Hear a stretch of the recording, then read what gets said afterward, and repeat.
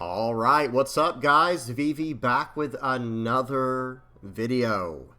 And in today's video, we got some blue, yellow ace action lined up for you today. That's right, ST13, blue, yellow ace. We got a lot to talk about. I've been kind of hinting at this in videos and, in the stream.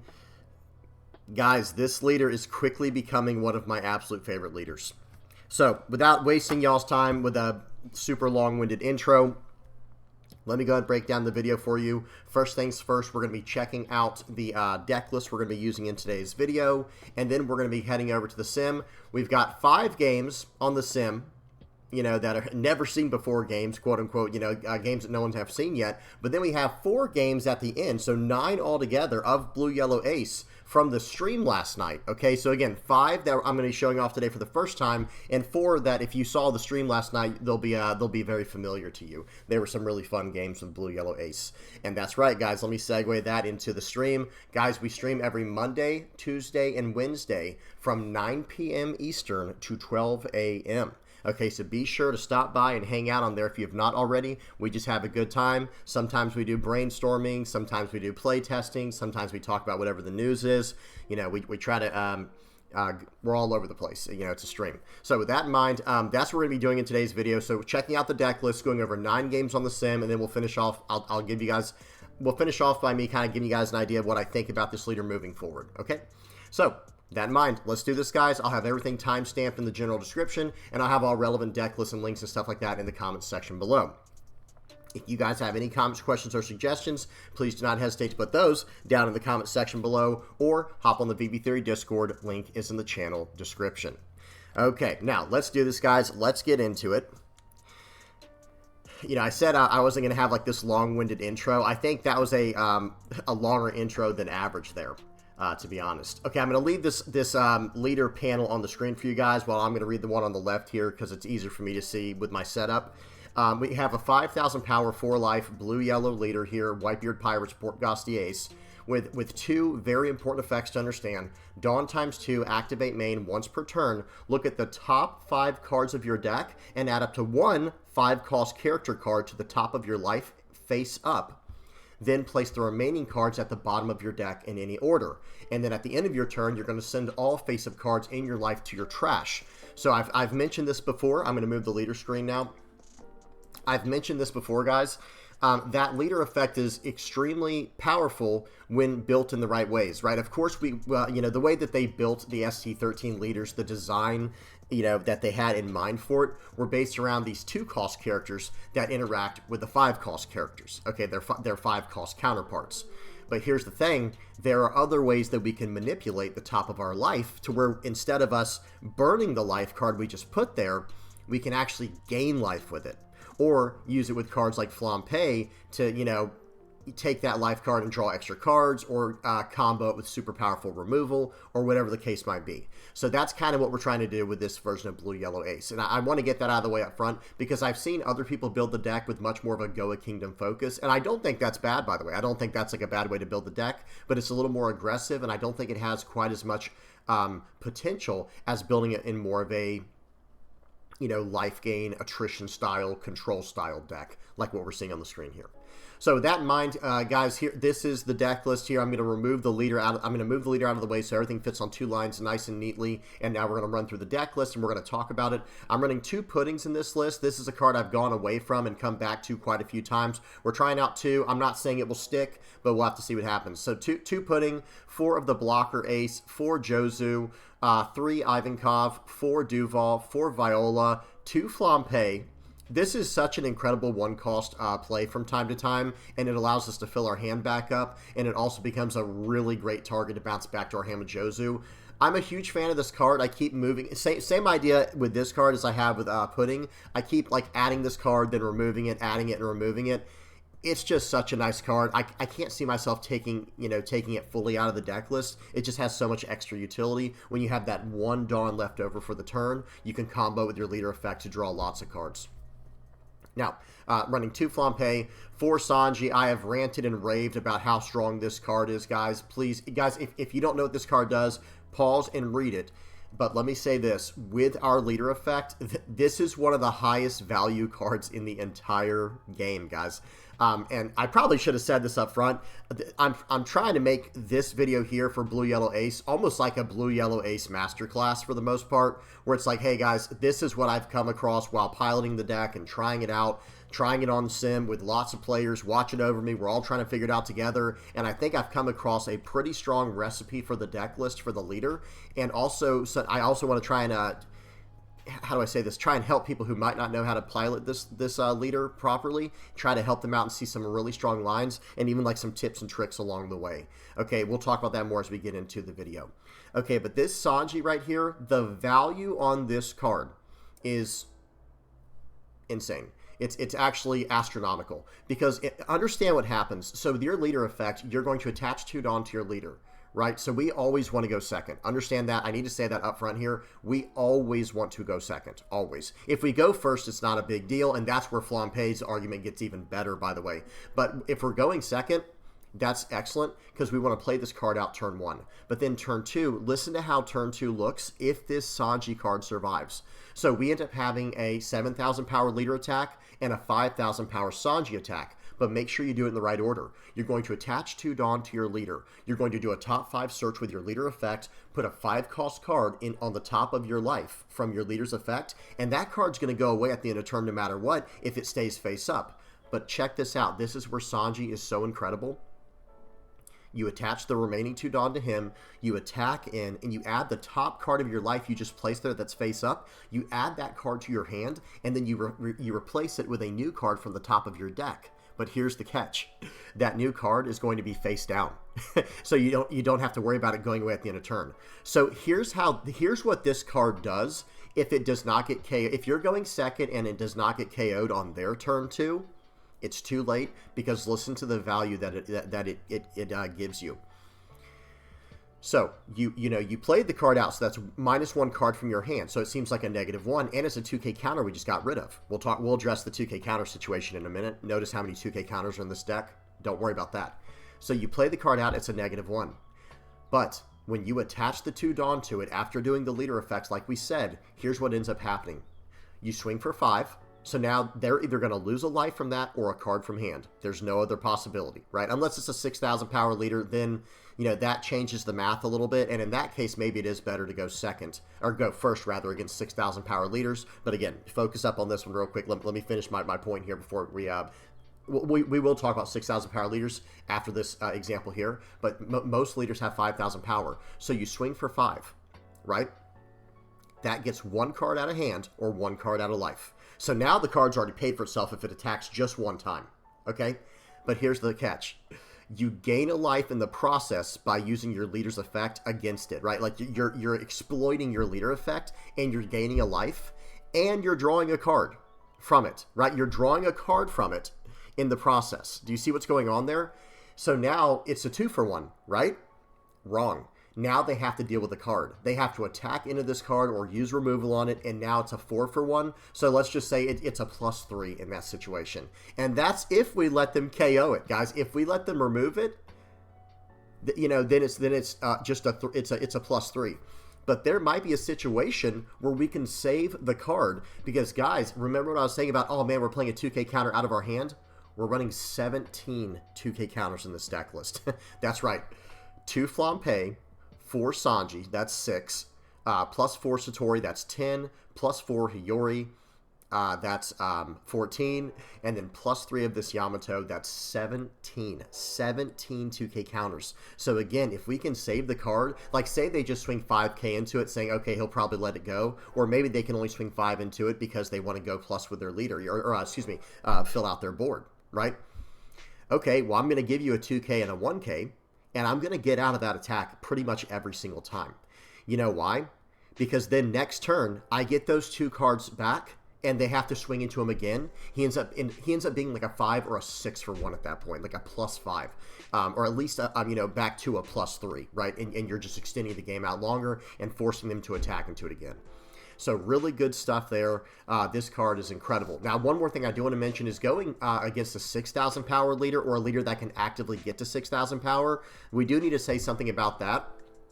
like maybe against green-purple Luffy, for example, or soon blue-purple Luffy going into OP11, yeah, we probably actually do want to go first against them. Because remember, our leader, we're always going to swing for 7. If we can, we are always going to swing for 7, okay? Against a leader that's going to 6,000 power, we might want to go first, okay? And then, you know, just pass on turn 1. It ends up being just a dead turn to us, but it's not a big deal. Next turn, we can swing for 6 with our leader and still play out the Sanji. And then on the following turn, on a 5 Dawn turn, well, now we can swing for 6 with the Sanji and 7 with our leader and do that whole interaction like normal. We're just 1 turn behind. So there is something to be considered there. There's something to be said there. And in fact, that's a slightly more aggressive play if you think about it, because we get to swing 6 first while they're still on 2 Dawn, and then next turn we swing for 6, 7. Maybe against 4 life leaders, that might be the way to go, is trying to go first, but I have not explored all of that just yet. Okay, so that's Sanji. Moving on through the list, we got kind of caught up on that, but I have to fully stress just how important this card is. It is like a build-defining card, to be honest with you guys. It's that strong. Okay, then we have Shirahoshi. So 2 Shirahoshis. This is the draw 3 trash 2 with a trigger. Then we're running 4 Satori. We're running 4 Hiyori. We're running 3 of the 5 cost Sabo. 2 of the Portgosti Ace. That's right, only 2 of the 2 cost Ace card here. Pause and read this if you don't know what it does. We're not trying to get to 7,000 power every turn, like some of the other Goa Kingdom, you know, brother variants would do. And even the Goa Kingdom variant of Blue-Yellow Ace tries to get to 7,000 power every turn. I don't think we need to do that with a list like this. Notice how many blockers we're running. I don't know if you guys counted or not. We definitely haven't gone over it yet, but we're running 12 blockers. We're running 4 Viola, 4 Duval, 4 Ace. And remember, we have the ability to gain life pretty much nonstop with our leader's effect. Hey, as long as we have cards in our deck and ways to turn the cards face down or use them or whatever, we have so many different ways to gain life. Okay, so really good stuff there. So we're running, so even though we're running 2 of these cards, because I think it's still a solid 2 cost card, we can cheat out with our Ivankov's effect. Pause and read this if you don't know what it does. But, you know, this is just a solid utility card in this deck. And we will talk about how strong this card is moving into EB02 when we get access to a new 5 cost Ace, where we can actually search this card up. Okay, so just a good utility card. We're still running 2 of this, and we're only running 2 Portgosti Ace. And some people might be thinking that's insanity. Like, that's crazy, right? Well, here's the thing. This is not an aggro list. Let me tell you right now, this is not an aggro list, okay? This is meant to be more of an attrition control style list. So we're still running 2 of them because it is a 5 cost card, and it is something we can combo with our 2 cost character here and do all kinds of different shenanigans with. But this is no longer like our primary win condition or something like that, however you want to say it. It's not really our primary win condition. We're just trying to get as many legit 5 cost options in our deck for our leader's effect, and then we're trying to just gain life every single turn or use our life effectively with like utility based effects like what you see on the screen here. You know, that's what we're trying to do every turn. We're actually not trying to get to 7,000 power every turn. Now, who knows? We might change that direction up in the future, but I'm enjoying this version much better than I enjoyed the Goa Kingdom version in the past. Okay, then we're running 3 of this Yamato. This is just a 5 cost 2k counter. It kind of fills a few different holes in the list where we need a 5 cost body for our ratios, which we'll talk about in a minute. And we need 2k counters. We need 2k counters in this list in order to run it in this way. So like Yamato and Satori, these are pretty much the most useful 5 cost cards we can have in the deck currently, especially Satori. This is a 5 cost 5,000 power card with a 2k counter and a trigger. Incredible utility. So Yamato's only a little bit worse than that because it's a 5 cost 4,000 power 2k counter, but it has rush. But that on-play effect is steep. I mainly have this card in the deck right now to help us deal with the Blackbeard matchup. So that's kind of the only idea with that. And then last but not least, we're running 3 Gum Gum Red Rock. Because why not, right? Because why not?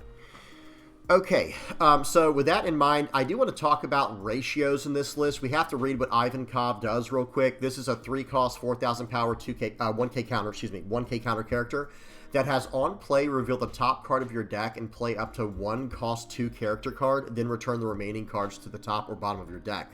And then when attacking, you can draw a card if you have 6 or less cards in hand. There are 2 cost points in this deck. The 2 cost and the 5 cost. Those are the two main areas in this deck where we want to hit a very specific balance. And let me just type this in real quick. I'm going to type in Portgoss for Portgoss Ace and bring up a card we're going to be looking at very soon for EB02.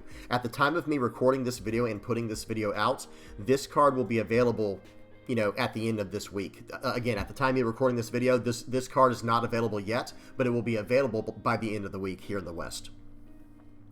This card, I'm going to read it real quick for those who don't know what it does. It's a 5 cost, 5,000 power, 1k counter ace with Whitebeard Pirates and Alabasta type. But here's the important part. On play, if your leader type includes Whitebeard Pirates, of course ours does, look at the top 5 cards of your deck and then reveal up to 1 cost 2 character and put it into your hand. Then place the rest on the bottom of your deck in any order and play up to 1 cost 2 character from your hand as rested. Okay, so understand what's going on here. This card, it does play it rested, so the card's probably going to get removed immediately, which is not ideal, but it still gives us some options. And it's another top 5 searcher. We're setting the bottom of our deck non-stop with this leader. We're going to talk about setting up the bottom of your deck in just a minute, okay? Because like I said, guys, I know this video is probably going to run long. This might be a 2-hour long video. We'll see what happens. But I want this to kind of work as, like I said, masterclass. I shouldn't say that. It's more or less a comprehensive guide into how to play Blue Yellow Ace and kind of the direction of it moving forward. This card right here searches up 2 cost targets, and it's doing the top 5 searches in this deck, and generally speaking in this game, it allows you to rearrange the cards at the bottom of your deck in any order, and that actually matters in this list. Probably 99% of the time in the game of One Piece, setting the bottom cards of your deck with searcher effects actually doesn't matter. But in 2 different decks I can think of, maybe 3 that I can think of, it actually does matter, okay? Anyone who plays Blue Nami would know that it's very relevant, and Blue Yellow Ace is no exception. Setting the bottom of your deck is actually very important. Okay, and we're going to talk about like 2, maybe 3 things to really look for when setting the bottom of your deck. Okay, now understand real quickly here. With this effect here, you're going to set the bottom cards. Oh, there was like 1 or 2 others I wanted to mention. I think Red-Green Trafalgar Law back in the day did set the bottom of their deck for the most part because they were going to come back around to it. And I would even say Green-Yellow Law probably needs to focus on the same thing, and maybe even Jory Bonnie. Any deck that's super heavy in searchers, you need to actually consider what you're sorting to the bottom of your deck. Okay, so this is a card. Let me finish up on this card, and then we'll talk about fixing the bottom of the deck and what to look for. Specific ways to set cards at the bottom of your deck. Okay? Now, right here, if your leader types... excuse me, I'm not going to reread it. But here's the thing. With this card here, you're doing a top 5 search, and you're grabbing a 2-cost card.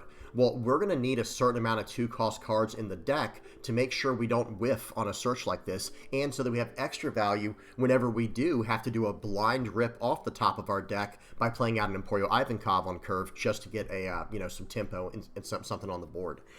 So with that in mind, I've come across this number.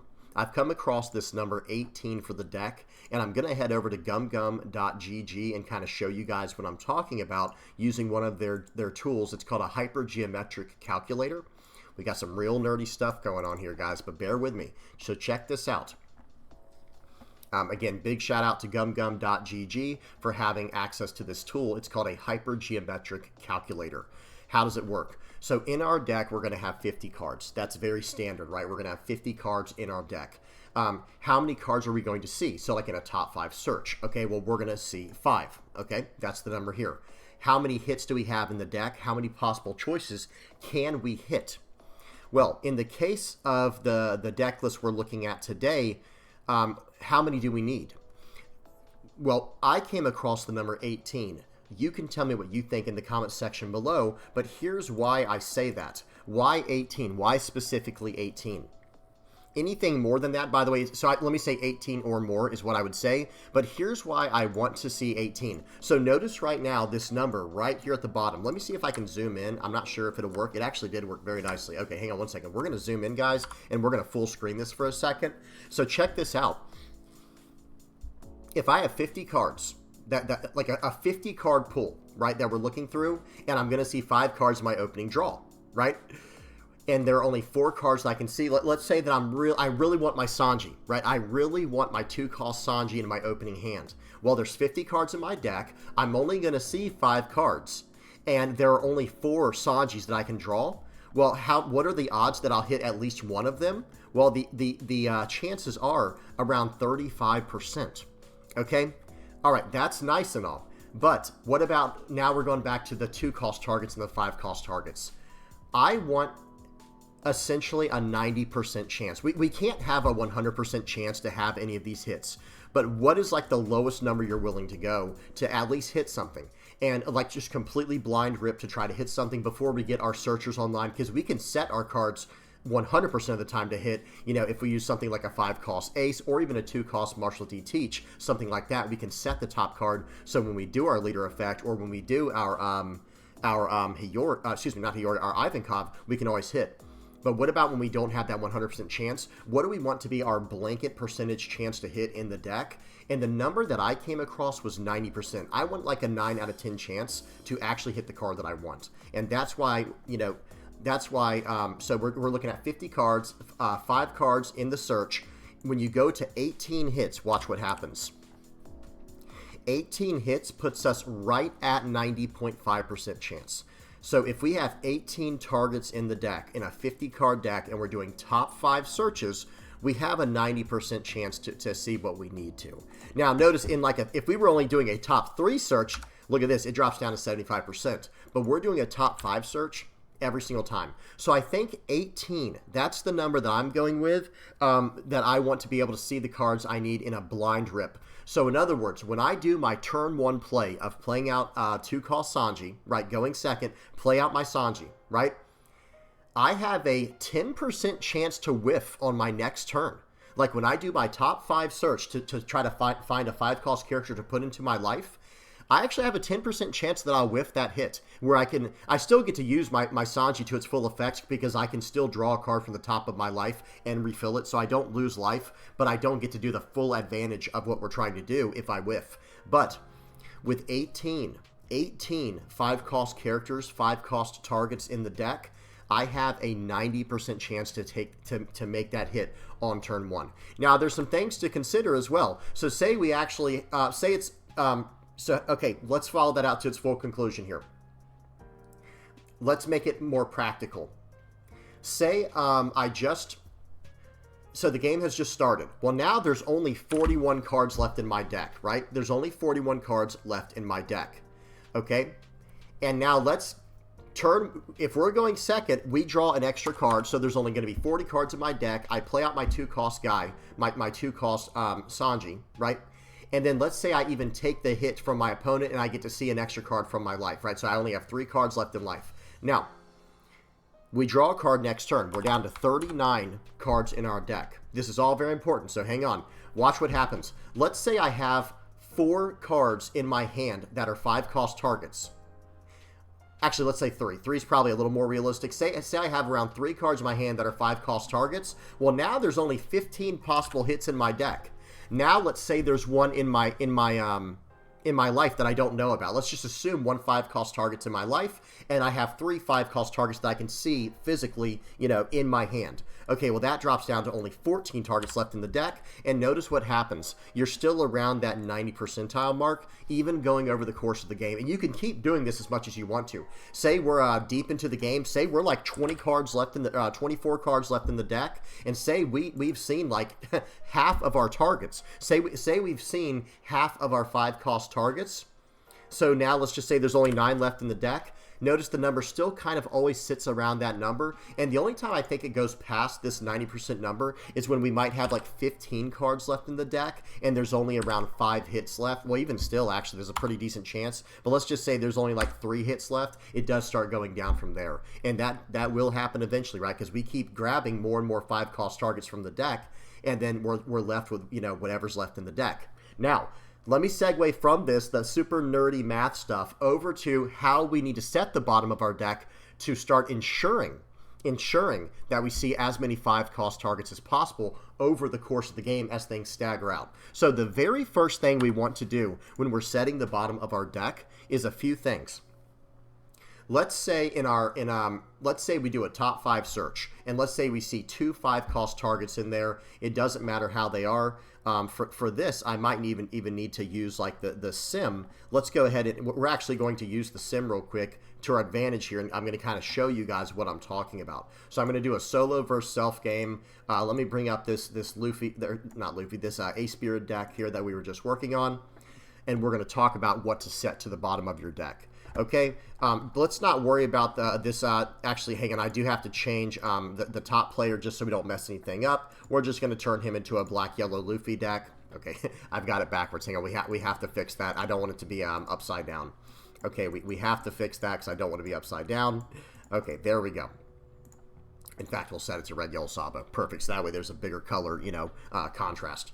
Okay, so now we're going to mulligan our first hand here, and we're looking for a 2-cost, what's it called, a 2-cost Sanji. We didn't see one, oh well. Okay, so we're going to draw Dawn, and we're going first, apparently. I didn't even get to pick, I don't think. It is what it is. Okay, so now we're going to draw for our first turn here, and we're going to use our leader effect just so I can show you guys how I try to set the bottom of my deck. I'm going to attach 2 Dawn to my leader. I'm probably going to attack first. I don't even have a follow-up play, so I'm just going to attack my opponent's leader for 8,000. Let's just say they take it. Nice. They got a trigger and everything. Seems good. They're just going to use that. They'll even trash a 2K counter because of how aggressive they are. Anyway, okay, so now we're going to use our leader effect.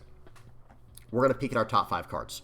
Okay, this is a pretty decent example here. So we only have 2 options. We can only grab these 2 cards right here, but on our first turn here, we don't want to grab any of them, right? Because we don't have any way to set these cards. We don't have any way to, fix it from the top of our life. It'll just get trashed at the end of turn. So we're going to choose to not draw any, but we didn't waste it. We didn't waste it because now we're going to get to set the bottom of our deck in the most important ways possible. So the card that I'm going to set first is actually going to be the Shirahoshi. I'm going to set this card as like the top, if you're arranging it in your hand, it will be the topmost card. So that way, when it's at the bottom of your deck, that's the one you're going to draw first. And on the sim, it's the closest one to the deck. Okay, I'm going to set this one first, even over the 2K counter Yamato, because I'm not as concerned about Yamato.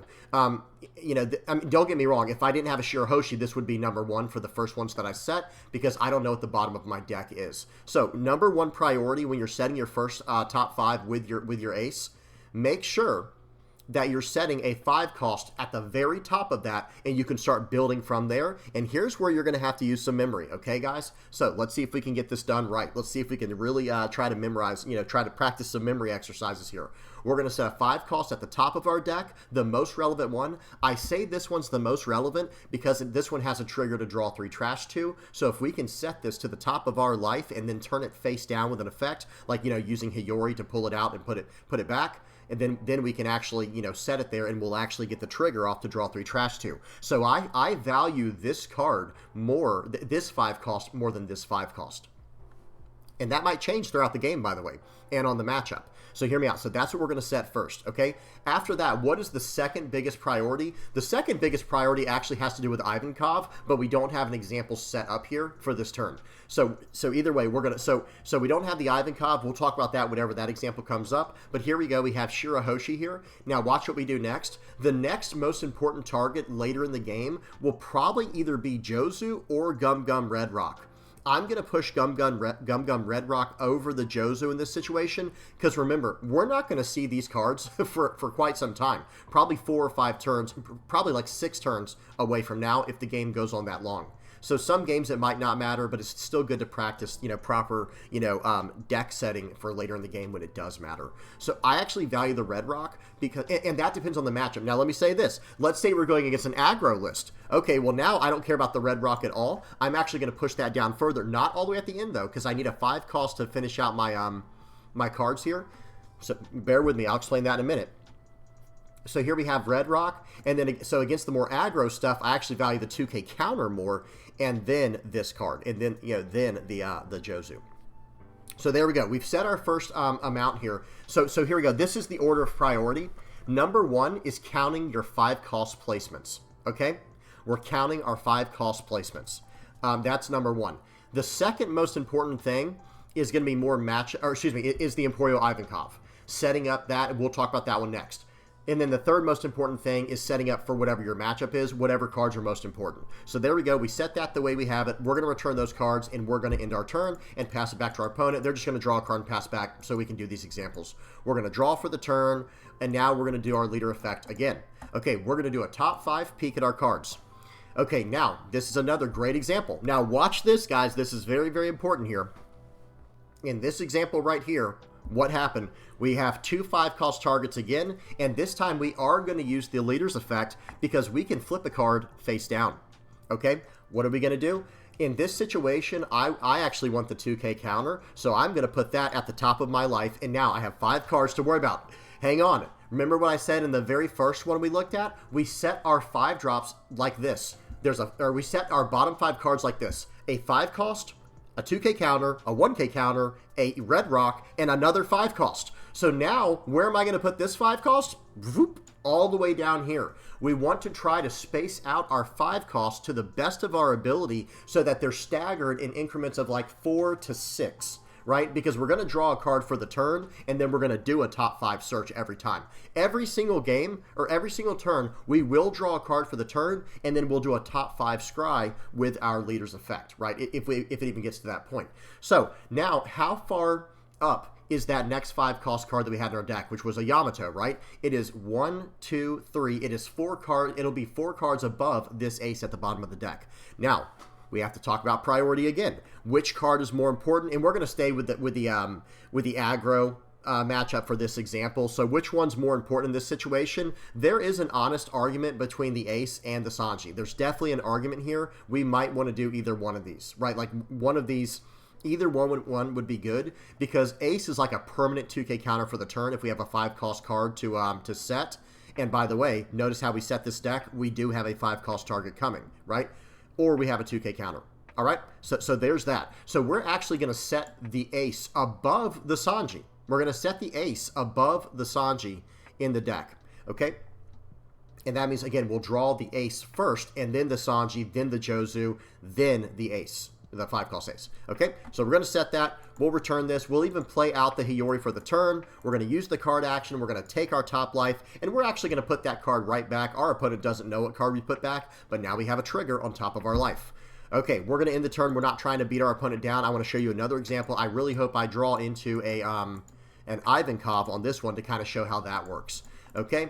In fact, let's talk about the likelihood. We have 6 cards, or what, 7 cards in hand, or 8 cards in hand since the Hiyori, we played one out, and then we've gone through 10 cards off the top of our deck. There's actually a very high likelihood that our top card could be, in our top 5 picks, one will be an Ivankov. Okay, let's see. Okay, it's still not, but we still have another great example of 2 5-cost targets. In this one, we're going to probably lose whatever card is on top, so we're going to put this 5-cost target up there. And again, notice this.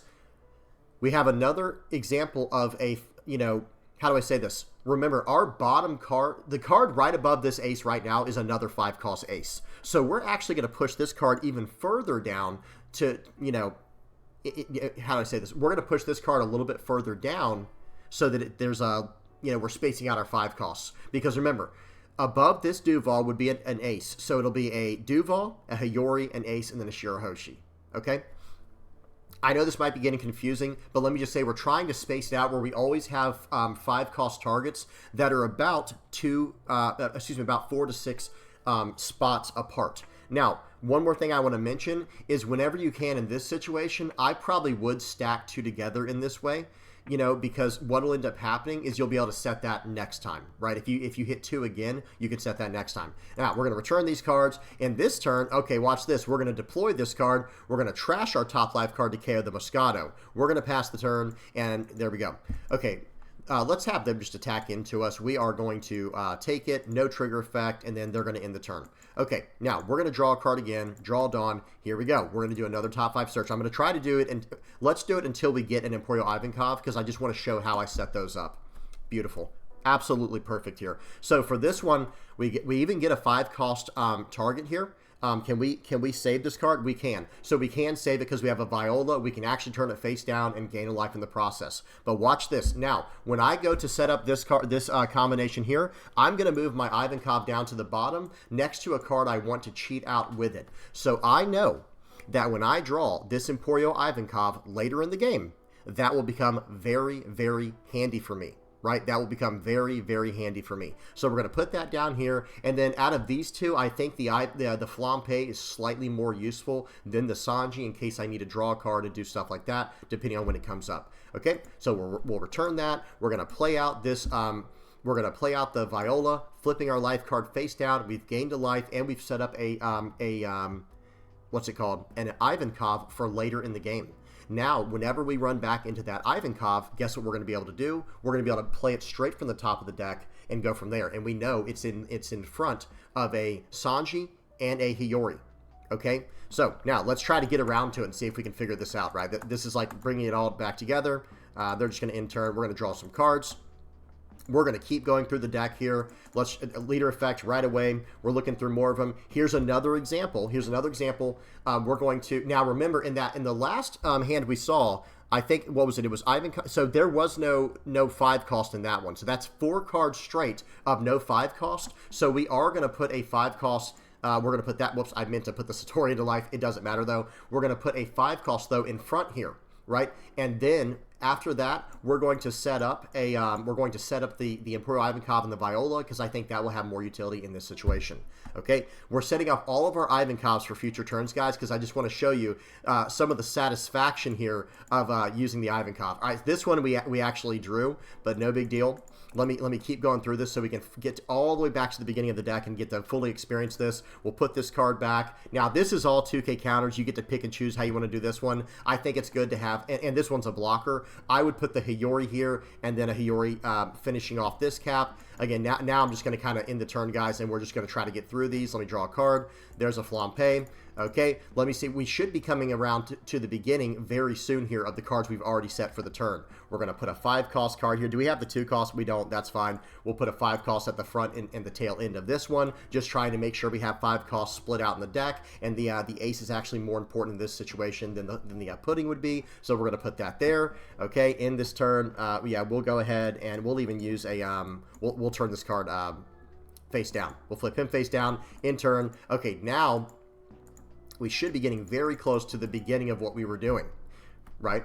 So here we go. We got the 5 cost Yamato. I think this where we I think this might be the beginning point, guys. This is where it gets very exciting. This is back to where we were, right? This is where we started off at. I believe we set this Yamato here, followed by the ace because it was a 2K. Remember, we were talking about that, guys. We set up all of this at this point, right? Because we had set up saying that the Jozu was probably slightly better than the Red Rock against aggro, and this is the 2K counter we drew for the turn. Then we set this Yamato as a 5 cost that would finish off that cap there, followed by the ace as a 2K counter for the whole turn, followed by a 2K Sanji. And okay, now let's just keep tracking this. Now I want to make sure we're going to end the turn. So we're going to end the turn on that side. We'll draw for the turn. There's the Jozu. Now we're going to look at these top 5. And here we go. Now we get back to our first. Remember, this was our first one that looped together, right? These were the first 2 that got looped together, and we had some blockers and stuff. And now we're coming up on the Ivankov. Right? So we're not going to draw any. We're going to put these back, and we're actually going to look at our top 5 cards here, top 3 cards, and we should have the Ivankov in this. There it is. There's the Ivankov, right? And after this card, remember what will be after this one, guys? Hang on, let me see if I can draw to it in here. There will be a 2-drop. I believe it was the Viola, right? I think it was the Viola or the Hiyori. I can't remember exactly. We'll start placing these on top exactly the way they are. We're going to leave these on top the exact way they are. Okay, perfect. Now we're going to deploy this over the Hiyori. Use this to take the top life card, and then we'll do it one more time so that way we draw into the Ivankov this turn. And here we go. Passing, draw card. Beautiful. Now we get to play this out, and we know it will be a 2-drop because we set it there, right? Like we literally set this card there.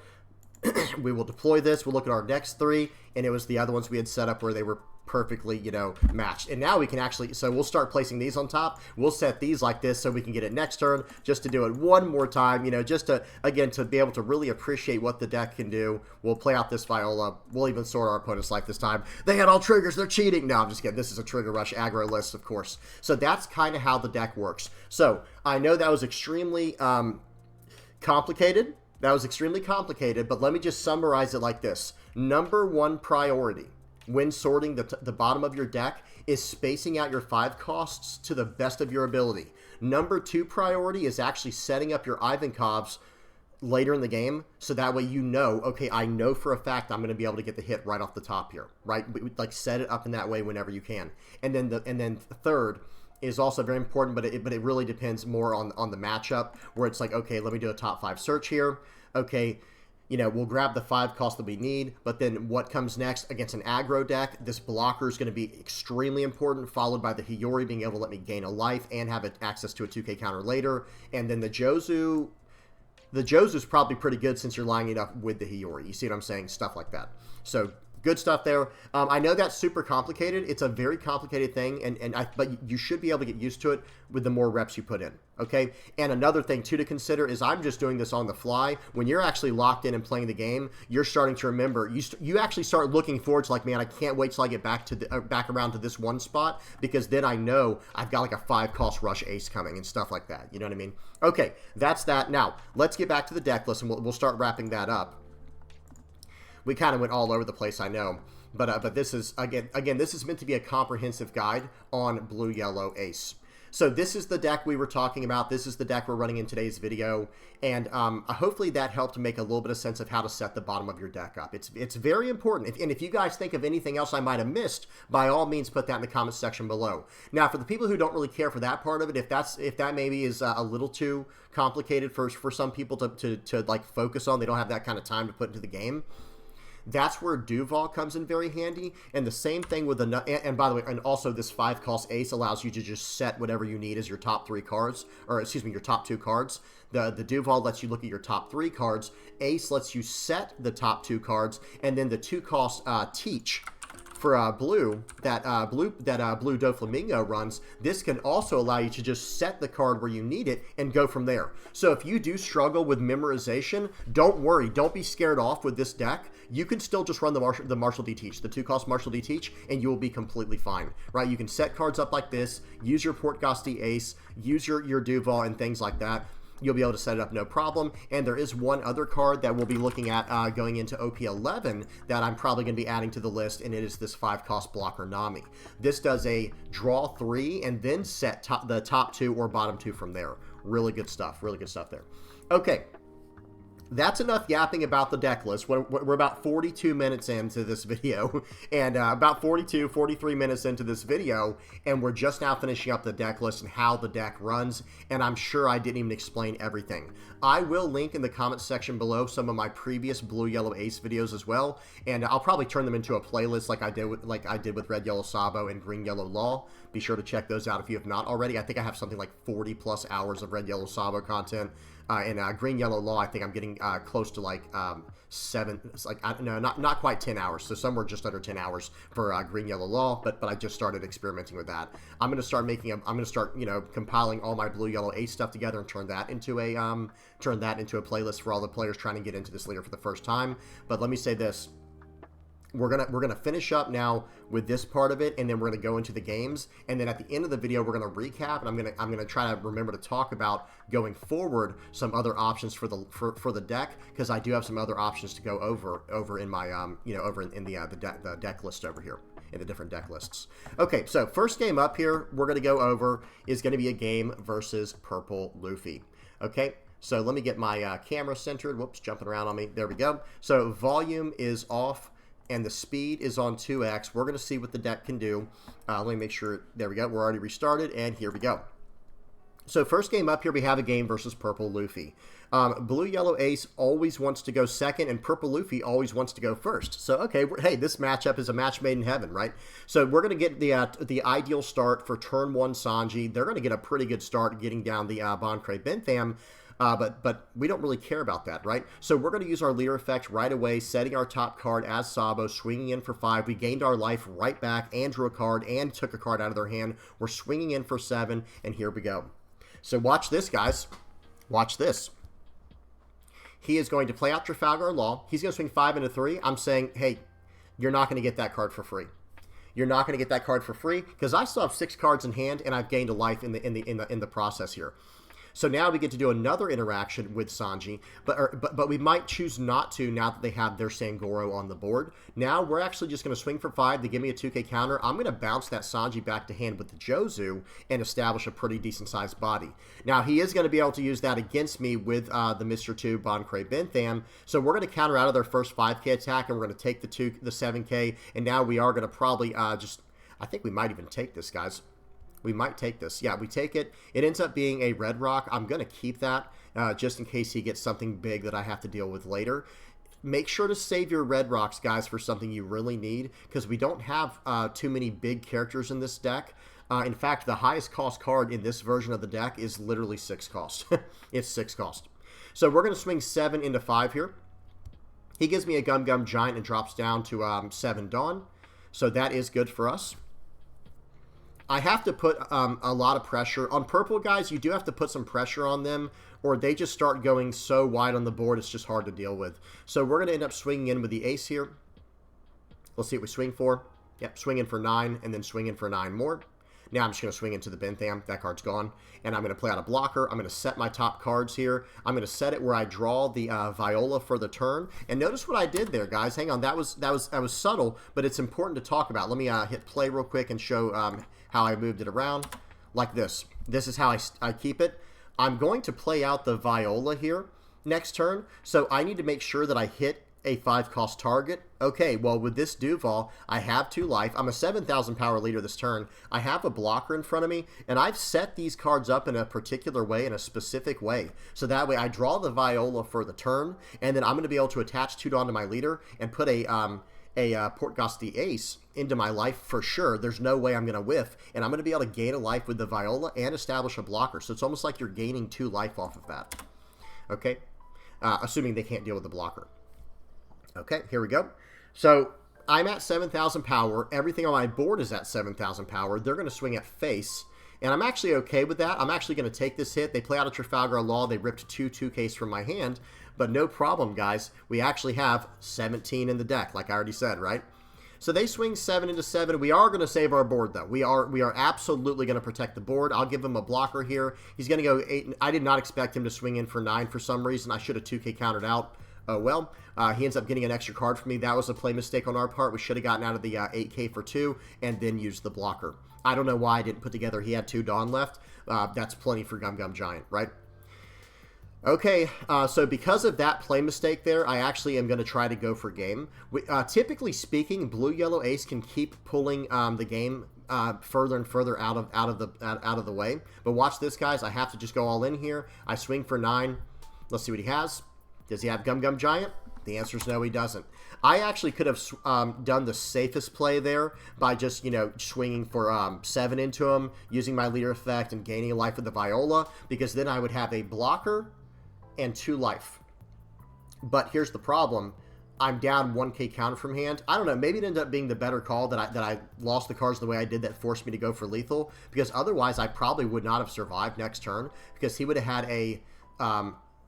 probably a 5 or a 6K attack here, a 7K, 8K, 8K, and I would only have a blocker and 2 life, and I only have a 2K counter in hand and a 1K. I'd only have the extra 1K, and then I would draw 2 1Ks from my life from the interactions. I just don't think I'd have been able to get out of it, so maybe it was just the better call to go for lethal no matter what. We did. We got there in the end. Good game to my opponent. That was a fun one. Okay, next game we have up is a game versus Green-Purple Luffy. Now, let me say this right now before I forget. Green-Purple Luffy is a pretty rough matchup. I'm going to be honest, guys. It is a pretty tough matchup for this leader. I think we actually want to go first against Green-Purple Luffy. Yes, they get to draw cards, extra cards. However, it allows us to start attacking into... Okay, hang on, pause. This is very important right here. It allows us to start attacking into them early on and just going for more pressure in that way. I think it might be the way to go going forward. So right here, Excuse me. So right here, I set their cards up so that they had the 5-cost 7K pudding at the end of their life, and that Zoro that can tap down one of my blockers. I don't want them to have access to that card. I almost gave them that card at the very end so they couldn't use it against me. But that's okay. We know that their second life now is a Zoro. We swing it for 5. That was a 2K counter Usohachi, and I just hit them with a pudding. So now their hand is 5 random cards. Hopefully I messed up their hand enough there with that play, and I think I did, because watch this, guys. They play out a Going Merry to draw a card, and now watch their follow-up. Swing 5. I 1K counter out. Swing 6. That's right, guys. Let me make sure I got this. Yeah, I got the volume off. Speed is on 2x. So yeah, they swing 6. I end up taking that. I do need to start getting some cards off the board and on the board at the same time. Cards off their side of the board and on my side of the board. So we're going to swing for 6 here with our leader. They give us a 2K counter. We're going to play out the Ivankov. We got very lucky there. We got a nice rip. Okay, we pull out a card from life, and we put a card back in that was a 5-cost Shirahoshi, so we could do a draw 3 trash 2. They play out the Luffy Taro. They search up I think they searched up they searched up a Sanji and Pudding. They're going to swing for 5. I'm going to give them a blocker here just to free up a spot on the board for another body, because I do have the Jozu. All right, so right here we're going to swing for 7. Or excuse me, 5 into 5 here. They're going to give me a 1K counter. We're going to swing for 5 more. I'm trying to whittle them down. So now I know they have a Luffy Taro in hand. They just got a Luffy Taro in hand. They 1K counter out of my 5K leader attack. I'm going to pull back the Hiyori and bounce back their Luffy, whatever the card is there, the goodness gracious, the Zoro. So they're able to do a pretty solid play here. I think they might have done the math a little bit wrong on that. I think they should have played, or maybe, did I set the Luffy Taro as the last? I don't think I did. Unless I messed up my sorting at the end there, guys. I think I just gave them a Luffy Taro. We'll look at it in just a minute. They're going to go 6 into 4. I'm saving that card to the best of my ability. I gave them a 2K, 1K to save it. They swing in with 8, and I let it go. It ended up saving me a life in the end, and a 2K counter in hand. We'll take it. It's fine. Okay. Or maybe it was exactly the same amount. I can't remember. So right here, it is time to start maybe putting on the pressure, maybe even gaining a little bit of life here. Now, they did not use their Going Merry effect on one of their Sanjis and Puddings here, but it doesn't matter. They have to. I'll just bounce the one they didn't use the leader effect on with my other Jozu. At least that's the idea here. So we set a card to the top. This is a really nice combo we can do with Sanji, but unfortunately our opponent's leader is at 6,000 power. It is what it is. We still have to use the effects to draw a card and gain a life. We're going to swing for 7 with our leader, and then we're going to play out the Jozu, pulling back our Sanji, pushing their Sanji back to hand as well. And now we've slowed them down. We gained a life. We got a 2K counter back to hand, and we have another 7,000 power body on the board. This game is not over, though. For those who know how Green-Purple Luffy works, you would know it is not over. So they're going to go and play out the Sanji and Pudding again. They go right back to 8 Dawn. I mean, they basically played out a, like a 1 Dawn Sanji and Pudding there? That's crazy. But hey, it is what it is. They're going to play out a Sanji here for 6 just to get a blocker on the board, because they're in a little bit of trouble. So we're going to 2K, 1K to get out of this. They still have a 6,000 power leader attack. They can't tap out. They have to leave 1 Dawn as active. They don't have a choice. We're going to take the 6K hit to life, and here we go. Now it's time to start slamming down these Gum Red Rocks, right? These Red Rocks are going to have to start, start paying for themselves. Okay, they're going to swing in for 7 there. I do give him a 1K counter. I can't risk, losing my Jozus right now. They're just too important. And I'm going for face, guys. I don't really have a way to get out of this. They give me a 1K. Maybe that was the card I gave them back. Maybe it was the Zoro. I'm not sure. Whatever the case is, they're going to Gum. There's the Luffy Taro. So I think they did have it. Maybe they just messed up the math. I'm not sure. So we're going to go. They use the Gum Giant there. We're going to use our leader effect. We just have to hit a 5 cost. We hit one. Very nice. Now we can use our we'll swing for 7 first, of course. We're going to swing 7 into 7 here, so we force a card out of hand instead of letting him take it to life. Okay, we're going to Red Rock the card off the board at the end. Then we're going to play out the Viola, gaining the life. Our board is looking good, and their board is still pretty intimidating, and we know they're going to come across that card right there very soon. I was going to say, we know they're going to come across that Rush Luffy as soon as they can. And now, this is a nightmare. This is actually a nightmare, guys. What are they going to do? They're going to swing for 10 to start into what? They're going to go 10 into that card. They stand the card up. We're going to block with the Viola here to make him commit into it again. Okay, and we knew he was going to do that, but this one I think we're going to let go. I think we're going to let go of that one and then counter out of these attacks. They go 8 into 7. We're going to counter out of it. Okay, we'll see what they do now.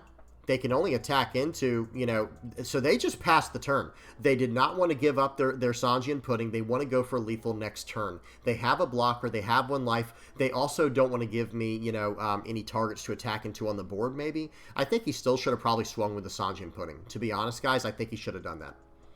But whatever the case is, they chose not to for whatever reason. We're going to swing in for 7. This should take... Now, remember, the last turn, they had to give us a 1K, 1K, 1K to get out of one of those attacks. They're going to Gum Giant. They're down to 4 Dawn. And now what? There's actually a world where we can go for lethal here, guys. Remember, they have no Dawn left. They have 5 cards in hand. I could actually... So, pause. What I could do here is I could go... So, I have 10 Dawn for the turn. I have a 4K and a 5K. I could swing 9 and swing 10, but if that 9K doesn't... Like, the 10K probably would go through, because that would take 2K, 2K, 1K just to get over the top of that. But the 9K might not get through, because that would be a 2K, 2K if they even have it. So I didn't take the chance here. Instead, I try to just gain a life and go for lethal next turn. I put a Yamato into life. I'm going to play out the Hiyori to return the Yamato back to hand, and then put the card... It doesn't matter. I'm going to put the card right back in, whatever it is. I'm going to swing for 7. Let's see what they choose to do here. They give me a 2K counter, so now I'm starting to really like my decision, and I'm going to red rock their 6 cost 7K off the board. And they only... I have 4 life, guys. I have 4 life, and they have 3, 6. They only have 6 Dawn to work with. They're going to play out the Franosuke, and they're going to return 2 Dawn, getting 4 Dawn is active, however you want to do the math on that, because of the Pudding and the leader interaction. And here we go. They're basically going for broke here. So they're swinging for 6. I think this one we should... So, okay, so they left a little bit abruptly. I guess they thought they could not win, whatever the case is. But what I was going to do in this situation is I'm taking every single hit they throw. I mean, every single hit that they throw at me, I'm going to take it. So swinging for 6, I'm taking that one. Swinging for 8, I'm taking that one. I'm down to 2 life. Swing for 7, I'm taking that one. And then if they want to swing in with the Franosuke as well, I'm taking that one. I'm going down to 0 life. You see what I'm saying? I will be going down to 0 life. Now, they could have done like an Electrical Luna follow-up potentially. I'm not sure, but here's the problem. Another thing they probably did wrong is they realized, wait a minute, Franosuke, you have to have, I think, don't you have to have like 8 Dawn in order to give it Rush? I can't remember. Whatever the case is, they didn't have it at the end there, so we were going to be able to get out of that. And as long as just one of my characters survived, look at their hand, guys. They have a single 1K counter in hand. So when I go to swing in for, 7, next turn, or 7 or 8 with my leader to poke, and if they give me the blocker, everything was going to go on Pudding and go for lethal, or go for the Jozu if they didn't choose to Electrical Luna. Good game to my opponent. That is a very hard matchup for Blue-Yellow Ace. Green-Purple Luffy seems very favored, at least with my version of the list. Okay, next game we have up is a game versus Bello Betty. Volume is off. Speed is on 2x. Here we go. I had no... okay, we'll talk about this at the end, guys. We'll talk about this one at the end. So they're going to swing it for 8. We actually take that. We get a Shirahoshi trigger. Very nice. I don't think that 6 cost Red Rock's going to be very good for me in this matchup. We're going to swing in for 7. We're going to play out the Sanji. And we're going to pass the turn. They get the new 2K counter Sabo off of that Emporio Ivankov. Seems good. I need to counter out of this. I give them the 1K counter because this turn, watch this, guys. I go ahead and hit them with a Pudding, and then I'm going to swing in for 5 with my my leader. Let's see what they want to do. They'll probably give me a 1K counter after seeing that I'm running Pudding. But then again, they might want to get greedy and try to take the hit. We're going to play out the Duval here, and we're going to set our cards. I really want that 2 cost of Viola for next turn. That's going to come in very handy. But we do have a play mistake, I believe. So right here, I should counter out of this one. I give them the Ace. I feel like I should have given them the Emporio Ivankov or like the other Viola. But hey, never punished. I got it back. They swing it for 8. So we end up taking... So we took 2 hits there. We countered out of 1, blocked out of another. We know it's on top of our life. We have a very big turn set up for our opponent here. But watch what happens. This is a rough one here, guys. This is a rough one. Because I actually have a really important decision here, like whether or not I should play out that card right there and go for their board or not. That's kind of the decision here. But I really want to use the Sanji. I'm going to go 4 into 4. They're going to give me a 2K counter. Seems good. Okay, we're going to use the Sanji effect here. I'm going to use the Ace. Yeah, I'm going to use the Ace. I'm going to buff my leader. I'm going to swing 4 into 5 here. See if he lets this go. He saves it. That seems pretty good. And now we're gonna be able to clear up the rest here, but that was at quite the cost. So right here, let me explain something. Pause. There's a reason I didn't play out the Viola. Pause. There's a reason I didn't play out Viola. I didn't play out the Viola because I knew he was going to pop it with Lindbergh. However, that was a mistake. I should have forced him to pop it with Lindbergh because now he gets a free KO on my Sanji. Sanji is a 3,000 power base character, and that card is gaining me life. So this was a big play mistake. I could have just played out the Viola over the Shirahoshi and gone from there. The only argument someone could make is I might lose regardless, though. You know what I mean? Because, like, if I play out this Viola, I might not have enough counter power in hand. And watch what happens. I think I make 2 mistakes pretty much in one turn here. They're going to play out the Koala here. Or, excuse me, they're going to use the Koala to buff their board. And here we go. They're going to swing for 11. Okay, well, you know, that's one of their bigger attacks. So I do take that. It's a 2K counter. And now they're going to swing in for 13. I have to get out of this, like so. And I go down to 1 card in hand. My opponent attacks into my board thinking my last card is a 1K counter. Oh, no, excuse me. They couldn't. Never mind. What am I talking about, guys? I was a 7,000 power leader. What am I talking about? So let's go back. This turn right here. So the biggest problem, so them swinging in, remember, I didn't have the 2K counter. This is what that attack looked like. Swinging in like this would have meant I had to give him a 1K. I would have had to give them all 5 cards in my hand. I would have had to give them all 5 cards in my hand. Now, yeah, I could have done that, but then I also probably would have lost because then they could have swung for 9 and then 9 more, right? So playing it out in this way, maybe that did end up being, guys, maybe low key, that might have been the thing that saved me, you know, winning this game. Using, you know, basically not playing out the Viola, having that 1 extra 1,000 power in hand. Actually, I guess it did win me the game, the more I think about it, right? That actually did win me the game. But looking back, guys, I was like, wait, why didn't he attack into my leader? I'm a 7,000 power leader. So now, watch this. The game's not over, though, right? The game is not over. Watch what happens now. This is where it gets really crazy. I can swing for 5, 5, 7... Or, hang on, I have a 7K in hand, so I can, and it has rush, so I can swing for 5, 5, 7, 7. I have to hope that his first card is not a 1K counter, or I lose the game. Okay, if his first card is a 1K counter, I lose the game, and then if he gets a 2K 1K over the course of it, I lose the game as well. Watch this, guys. All right, here we go. Well, wishing for the best here. Swing for 5. Swing for 5. Takes it. Swing for 7. He's starting to sweat now, right? Swing for 7, and here we go. The first card he got was the Emporio Ivankov, then the Bello Betty, then the Dragon. You love to see it. Even if he had gotten a 2K counter from his life at the end there, he still would have won the game. That was a nail-biter. Great game to my opponent. That was a rough one there for on my end of it, on my side of things. But good game to my opponent. Red, Yellow, Bello Betty, pretty brutal. All right, now we got a game versus Yellow Eustass Kid.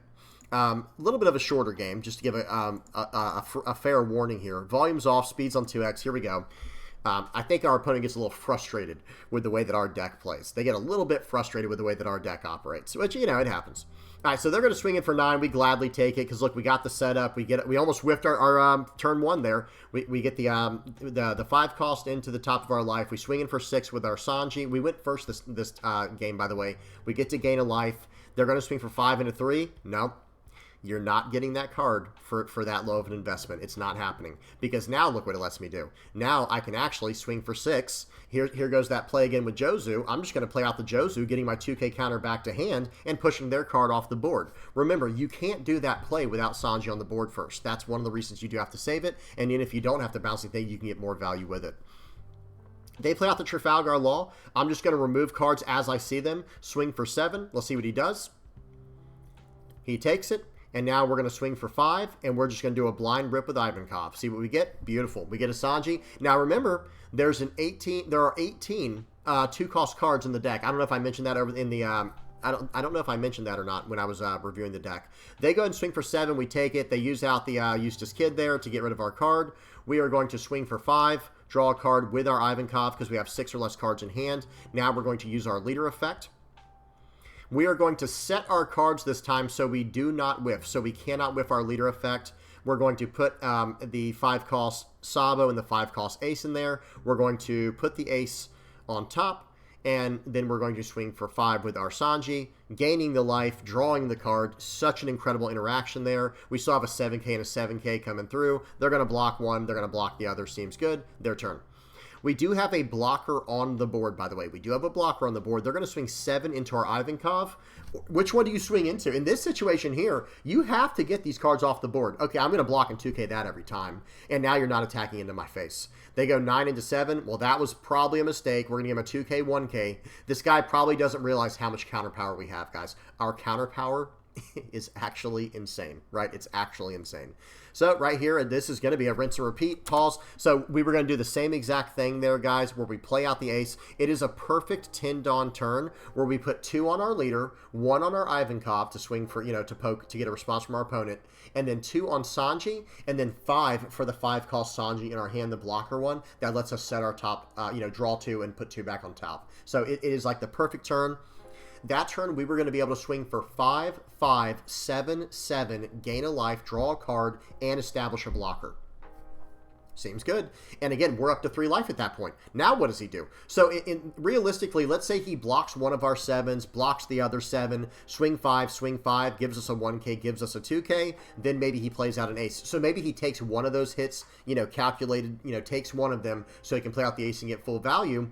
Well, I mean, we're still just slowly whittling him down, right? Now, I mean, that was a good play, by the way, that I just said there. If he just does like a bunch of blocking this turn and then a little bit of countering and going down to 1, going back up to 2 with the Ace, he probably would have been fine here, to be honest. And look at this. If he takes a hit with Basil Hawkins, we know he's getting at least 1 2K counter. So, seems good to me. That does seem pretty solid to me. And then he could just trash the Luffy with the draw 2 trash 1 because he'll have all he needs.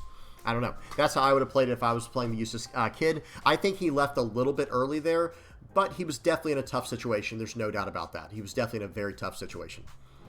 Okay. All right. Well, that was it for the Eustass kid game. Let's move on to the next one here. We got a game versus Blackbeard. You might be wondering, how does the deck do against Blackbeard? Honestly, I don't think it does too bad. That's one reason. As you can see in my hand there, we have red rocks. We have red rocks in the deck, right? Okay, so here we go. They're going to go ahead and use their leader effect right from the beginning. This Blackbeard said, I'm not playing any games with this blue-yellow Ace rogue deck over here. He said, I'm using it right away. You're not getting any type of effect off. And he shuts down my leader effect, but you don't really need to use a, I mean, you can use it whenever you want to, because I could have used like Flampe there to draw a card, for example. That would have been pretty nice. But I don't think, realistically, you don't have to use your leader, the Blackbeard leader effect on Ace until probably turn 3. So we're going to smash into Lafitte. That card's gone. We just gained a life, drew a card, a 2K counter at that, and now we're going to swing in for 7. There's no way he saves this Lafitte, right? There's absolutely no way. Okay, but he was thinking about it, so maybe he had something there. Okay, of course, they always have, the first life of every Blackbeard is either a I bid 500 million or 5 billion or whatever berries, or it is a Shigan finger pistol. Without any question in my mind, their first life is always that card. I don't know how it works. If it was like their second or third life, I wouldn't be so upset, but man, the first life like that feels bad. So here we go. We would have saved our Sanji, and this game would not have even been close if they had not removed it with that trigger. But seems good. We swing in for 6. They remove our. Hang on, what just happened? Oh, we played out that card. They hit it with a Shigan finger pistol. I thought we hit another trigger there, guys. They're going to swing for 7. We'll get out of this one. We'll take the 9K hit, no trigger, and we have a red rock here. They did not use their leader effects, but we can't even really punish them the way I want to here because of because of our. We can't really play out the Jozu right now with everything I want to do. So we're going to do a top 5. We do hit it. We're going to play out the Viola. We're going to flip that face down because remember, they didn't use their leader effect. So we flip that face down. We gain a life in the process. And he accidentally gave that card Banish. I think he meant to give it Blocker. It doesn't matter to me. If he wanted to use Blocker with that card, be my guest. But it's not going to matter. He used leader effect this time. We're probably just going to establish a board here. I think I'm just going to do a 5K poke. Yeah, we're just going to do a 5K poke here. They got liberation, so now we can't use our leader effects, but we weren't using our leader effect this turn. We were going to establish 2 5-cost bodies and say go. So we've got 2 5-cost bodies on the board. Yes, the Yamato does have rush, but I need to get it on the board. I can't really do anything with it right now. We have 2 blockers, so we can't shut them both off. He swings in with Banish, but it's just for 6K. I might choose to counter out. Might choose to give him my blocker. I like that much better. So they don't swing in with the Marshall D Teach because remember, they know what I set my top life card to. It's a Shirahoshi. Like, they do know what it is. So we completely rip their card off the board with the Red Rock. We get rid of their first Marshall D Teach. We swing in for 7. We pass. We could not take advantage of them not turning off the leader effect that turn because we have to get rid of these Teaches as soon as they pop up. Okay, he's going to swing into that. We're going to save it. We could not save it with the Ace because he turned off blocker with Teach. So, you know, be sure to be aware of that. We're going to swing for 5 here. Okay, they take it. We're going to Red Rock. We're going to swing for 6, and we're going to play out a Duval. Okay, any trigger? Did they get another one? Yes, they did. They got a Shigan Finger Pistol that time. So this person had I bid 500 million and a Shigan Finger Pistol in their life. Their first life and their last life were absolute bangers. They play out the Kuzan here. They're going to use Lafitte to search. They grab a card. I don't think it really matters what it is at this point because I can just get through at this point. They have to get rid of my Duval and my leader at this point. There's no way to get through it. They use Kuzan to draw a card, cheating out the Burgess. They're going to smash in with that. We get through it. It's fine. Okay, they only have 1 blocker. Swing 7, swing 7. This is a math win. This is calculated lethal. Good gain of my opponent. Okay. Let's wait for that to finish out. I think they had a 1K counter in hand. Yep. And remember, we had Shirahoshi on top of our life. Then we had Kazuki Hiyori, Yamato, Kazuki Hiyori. So we had 3 2K counters. We had 6K in counter coming out of life. Great gain of my opponent. Now we're going to check out some games from last night's stream. We got 4 games to go over from last night's stream. First one up here is against Doffy. Volume is off, speed is on 2x, and here we go. So first game up here we have against Blue Doflamingo. This is another tough matchup, let me tell you right now. But the deck is performing pretty well, I think, all things considered. I might have 1 or 2 cards different from what I just showed off in the deck list, but I don't think so. There might be 1 or 2, but I can't remember. So they're going to start off playing out Marshall D Teach. They're going to swing for 7. We'll just take this. Draw 3, trash 2, trigger. Seems good. I think we're going to trash one of our Sabos and probably one of our Violas. We need to keep the Jozus in hand. Jozu is a very important part of this matchup, let me tell you right now. So we're going to use our leader effect here. We get the Ace. We do get Ace on top of life. We have a Viola in hand, but we're actually going to play out the Flampe here and go about things that way. We could have used the Viola for sure, but I wanted to swing 8 into the Weevil, so they had to give me 2 cards from hand. This is going to turn into a value game, right? This is going to turn into a long-term, you know, value game. So they're going to play out the Boa Hancock here. They're going to attach it on to their leader with the effect, or excuse me, I don't know what they just did. They did a bunch of stuff. They're going to use their leader. We're going to use a blocker. They swing in for 6. We 2K counter out, and here we go. So they do cheat out another Weevil, but they're down to 3 cards in hand. Okay, that's really good for us. So in this situation right here, unfortunately, I don't know. There was definitely an idea to just not even attack into them. There was an idea to just not attack into them at all, because I need to play out this Jozu here and push that card back to life. We're going to swing for 5. They're just going to take this. It'd be insanity not to take that hit, right? They played that exactly the way they should have by taking it. And let's see what happens now. They are on a 7 Dawn turn, and they might hit us with something crazy here, like a Grab Blade. Red Rock, too. That's another possibility, actually. Getting rid of my Jozu, that's my biggest character. So if they get rid of Jozu, that's actually not even a bad play if they have that option. Okay, so remember, guys, we are in 2x speed here, but they're going to swing. Okay, it looks like they're going to swing for 5. Okay, so when they swing for a blank 5 and they were threatening a blank 6 afterwards, I do feel like they're about to hit me with a Gravity Blade Raging Tiger. Okay, so I think we're going to counter out of this one. We'll take one of these probably. Yeah, we take one. Nice, we got another Jozu. Really good. We run 4 of them. We run 4 Jozus. Very nice. So in this situation here, we can't even play out the Jozu just yet because we don't have a character on the board. So right here, we're going to swing for 8 into 6. Let's see what he gets. We know 1 card in his hand is a brick. We don't know the other 4 because remember, it's the Boa Hancock. We're going to play out the Sabo. We clear up his board. Okay, we got a little bit of room to breathe now. We got a little tiny bit of room here to breathe. We'll see what happens here. They're going to play out the Boa. We knew they had that. They play out another Boa. That was less than ideal. We'll swing in for 7. They play out the Gecko Moria off that, getting a card back from their trash. And here we go. We're going to counter out of this one because we are also trying to simultaneously play around the 4-cost Pudding, which is hard to do in this deck. So that was like a prime opportunity for me to get out of an attack and go about things that way. So we do. We get a 5-cost Satori from our leader effect on top of life. I put a Red Rock at the bottom of the deck there, but spoiler warning, this guy is running Kaido. So we're going to swing for 7, and we swing 6 into 5, now 7 into 5. Let's see what they choose to do. They let it go. Seems good. And now we're going to play out the Hiyori. We're going to take our top card there. We're going to put a Gravity Blade Raging Tiger, or excuse me, a Red Rock. I keep messing those up every time. We put a Red Rock at the top of our life, and that's going to be able to bottom deck one of their characters. They play out a Boa. Here we go. So, I mean, like, because we had to bounce that thing back because we have to establish these Jozus. Guys, it's our only chance. We have to establish Jozu. They Red Rock my Jozu. I'm like, oh my goodness gracious, this is beating me up bad now. So they swing in for 6 there. We go ahead and counter out of that. We have to protect that card to the best of our ability. We're going to use our leader effect. We do grab a 5-cost ace here. Almost whiffed that one. There was only one option there. We move the Jozu to the very front because that card is just massive here, guys. It's just absolutely massive. So we end up taking that card, pushing the a trigger into our life, and now we're going to swing for 7. I don't think we're going to swing with the Sabo this turn. I said, nope, you're not getting it this time. Like, I'm not letting you have the extra body on the board to attack into now because I'm back to 4 life. Guys, I went, start at 4, went down to 2. We're back up to 4, and here we go. I swing in for 7. Let's see what they choose to do here.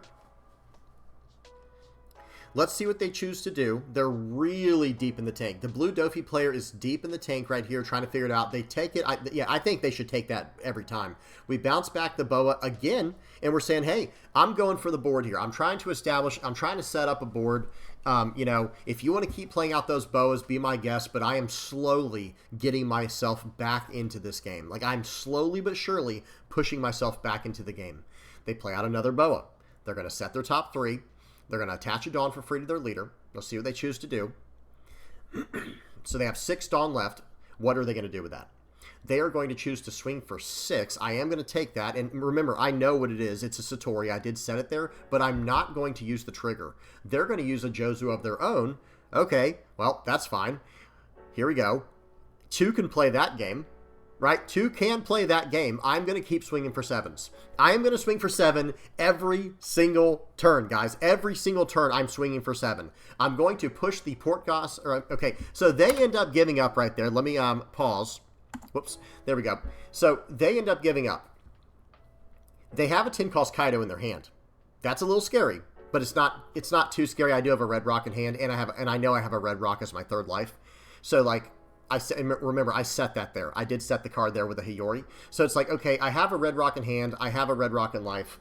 I have 4 life. And I'm going to slowly but surely whittle this player down out of this game. That is my game plan. And look at these cards they have in hand. Those 4-cost Trafalgar Laws against me, they don't do anything. Because either A, you're bouncing a on play back to my hand. Thank you, we'll take that. Or B, you're bouncing a 2K counter back to my hand like the Sanji. Or even just bouncing back the Ivankov that might cheat out a 2nd body. So we were pretty happy with that. Really good game to my opponent. They did kind of leave a little bit early there, but I think the writing was on the wall. I think they just kind of dipped out of that one. All right, next game up, we have a game versus Purple Luffy. Okay, another game versus Purple Luffy. The volume is off. Speed is on 2x. Here we go. A lot of blue-yellow ace action in today's video. Be sure to stop by the streams, guys, if you haven't. We don't play this much every single time, but we do play pretty often.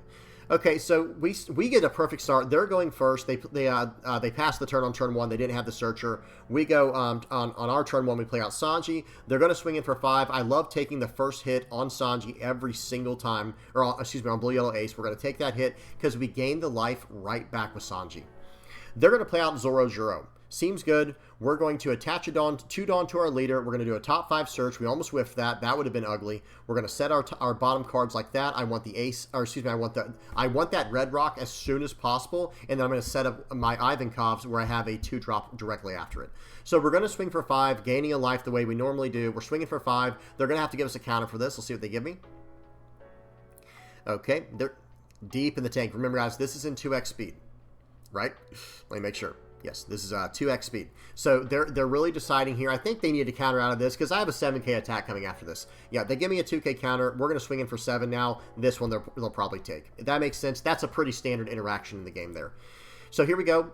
They have 6 Dawn to work with. They can ramp to 7 this turn. They're going to go 6 into 3, and I'm going, oh, really? 2k? 2k. No, sir. You're not getting that card. You're not getting that card for free. And if, by the way, if they swing for 5K, because what do they want to do here? They want to ramp to 7, and they want to play out the 7-cost Luffy Taro like normal. Instead, they swing for 9. Okay, we'll take that. We hit them with a pudding there. We swing 7 into 8. They give me a card from that. I'm going to set the bottom cards of my deck now with my leader's effect, and I'm going to pass the turn back. We hit them with that pudding. That was devastating.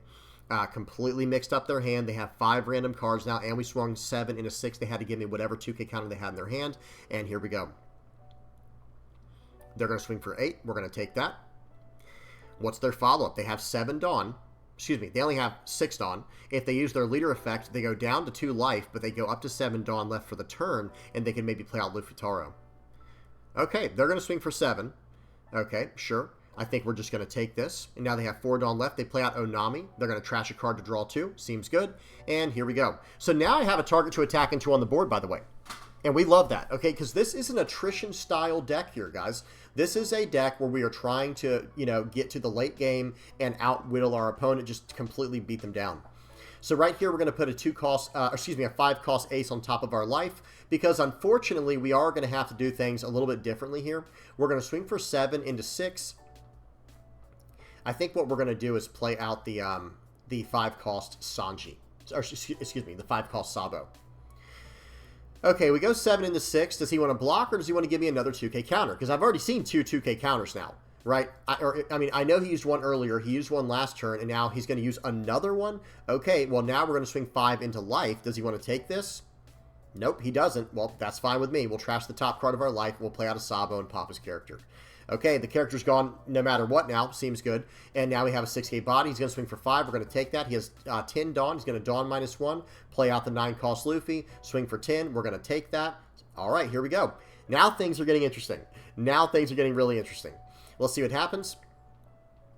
I'm at the point now where I've decided, okay, I don't have a red rock in hand, right? So we're going to have to try to figure this out. You know, we're going to have to start going for lethal, is basically what I've concluded.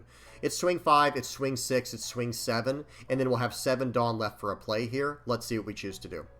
It's probably going to be a 5 Dawn blocker Law, plus a 2 Dawn, not blocker Law, a 5 Dawn blocker Ace into a 2 Dawn blocker Viola, setting my top cards. Right, or like fixing where I gain a life and gain 2 blockers. We're going to swing for 7. I think this is a good time to just use the blocker, to be honest. Yeah, okay, so they're going to choose not to do that. That's fine. So we're going to look at our top 2. We're going to draw 2 cards and set 2 cards back. We'll set these 2 cards back. I don't need this 5-cost Sabo anymore. We're going to push it into life. I don't need it, but at the same time, I only need it to use with my interaction. Right, that's what I meant to say. Okay, so right here, we play out the Viola. So we have 2 blockers. We have 2 life. We have a decent amount of counter power in hand. What, 2, 4, 6, 8, 10, 11K counter in hand. We'll take the 10K here. Okay, and they're going to swing for 6. We're going to 1K counter out of that because I have a few extra 1Ks in hand. And now what? They have 9 Dawn left. I'm thinking, are they going to hit me with a 9-cost Linlin? The answer is no. They're going to play out a 9-cost Luffy. They're going to attack in. I give them the blocker. I have to keep attacking into them, though. I have to keep putting on the pressure. They have no Dawn active, by the way. Very, very relevant situation here. I'm going to swing for 5. What are they going to do? They're going to give me a 1K counter. I'm going to swing for 6. Now what are they going to do? They give me a 2K counter. Okay, well, that's pretty good. So that does kind of, that foiled my plans, so to speak, right? So we're going to play out the 2-cost Duval, I think, and do some setting here.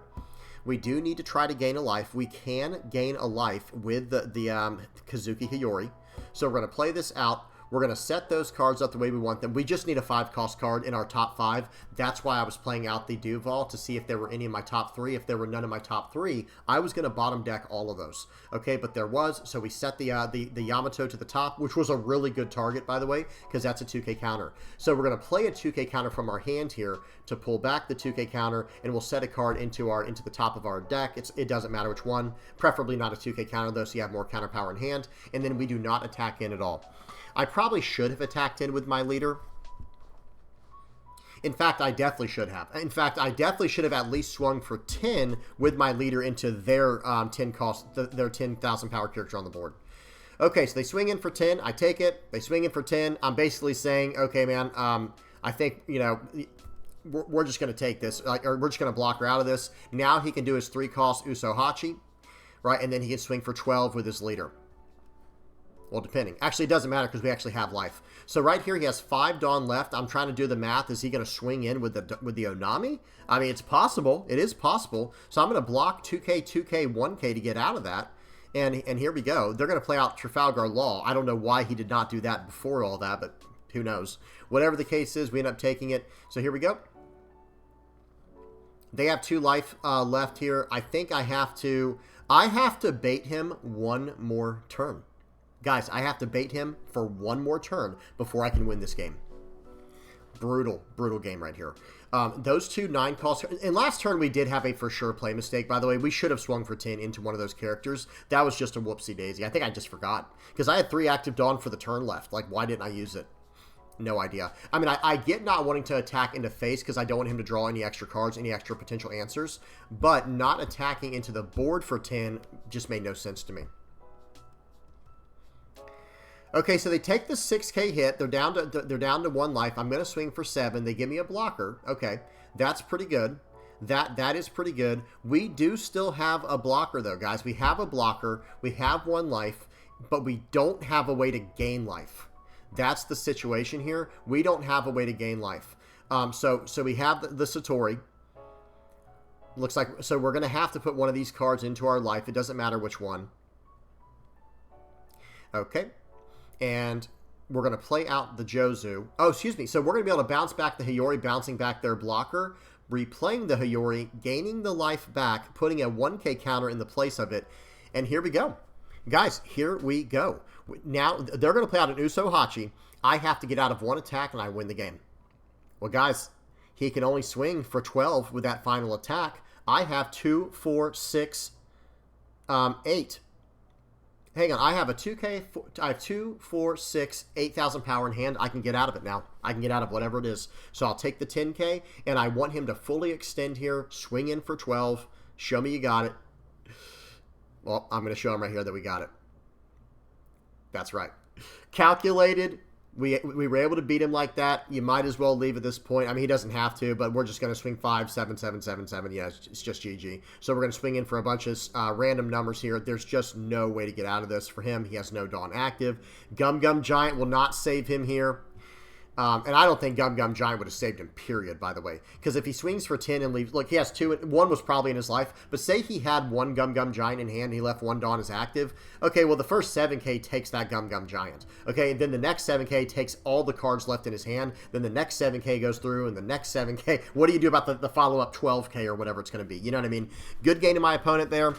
Hey, guys, running 17 2K counters in an attrition-style deck like this... It's working out pretty well so far. Okay, that was a game versus Purple Luffy. Now we got a game versus... We got a fun game here against Blue Purple Crocodile. Let's go. Blue Purple Croc. Very fun. They go first. Hang on. We went a little too far forward here. Let me back up. Okay, so here we go. So they go first. We're going second. They have no turn 1. We play out a Sanji. They swing for 6. We're going to take that.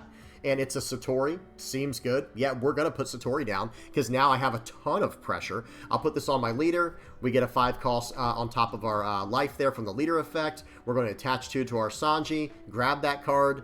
Put a new one into life. We'll swing 5. We'll swing 5. We'll swing 7. They do ramp a Dawn. They're already on 7 Dawn when we're on 4 Dawn, by the way. They're on 7. They go 5 into 3. Yeah, we're saving that card, guys. We're not letting him have the card. We give him the blocker ace and everything. He plays out a Rosinante. Very nice. Trashing a card to draw 2. He has 1 Dawn active still, and I think he'll have 3 at the end of the turn. Now, this person, I wanted to include this. They left early. Look at that hand, by the way. This game was not over by any stretch, right? But I will say...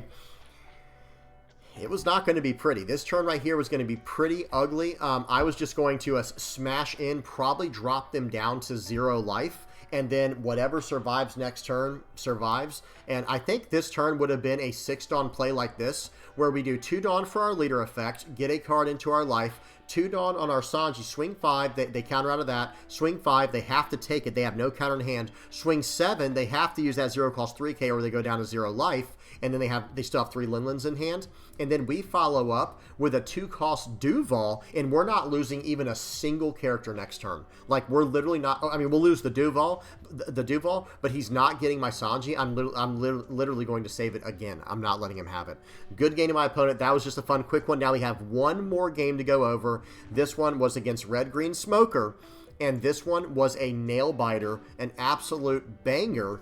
Lot of mind, a lot of manipulation going on in this game. A lot of psychological warfare. We do get the turn 1 Sanji. They have no turn 1 play. They do have a nice turn 2 with the Tashigi. And we got Satori again. That was 2 for 2 games there. We got Satori on the top of life there as our first hit. We'll take it. Swing in for 5, swing in for 5, swing in for 7. We're drawing cards. We're saving the board.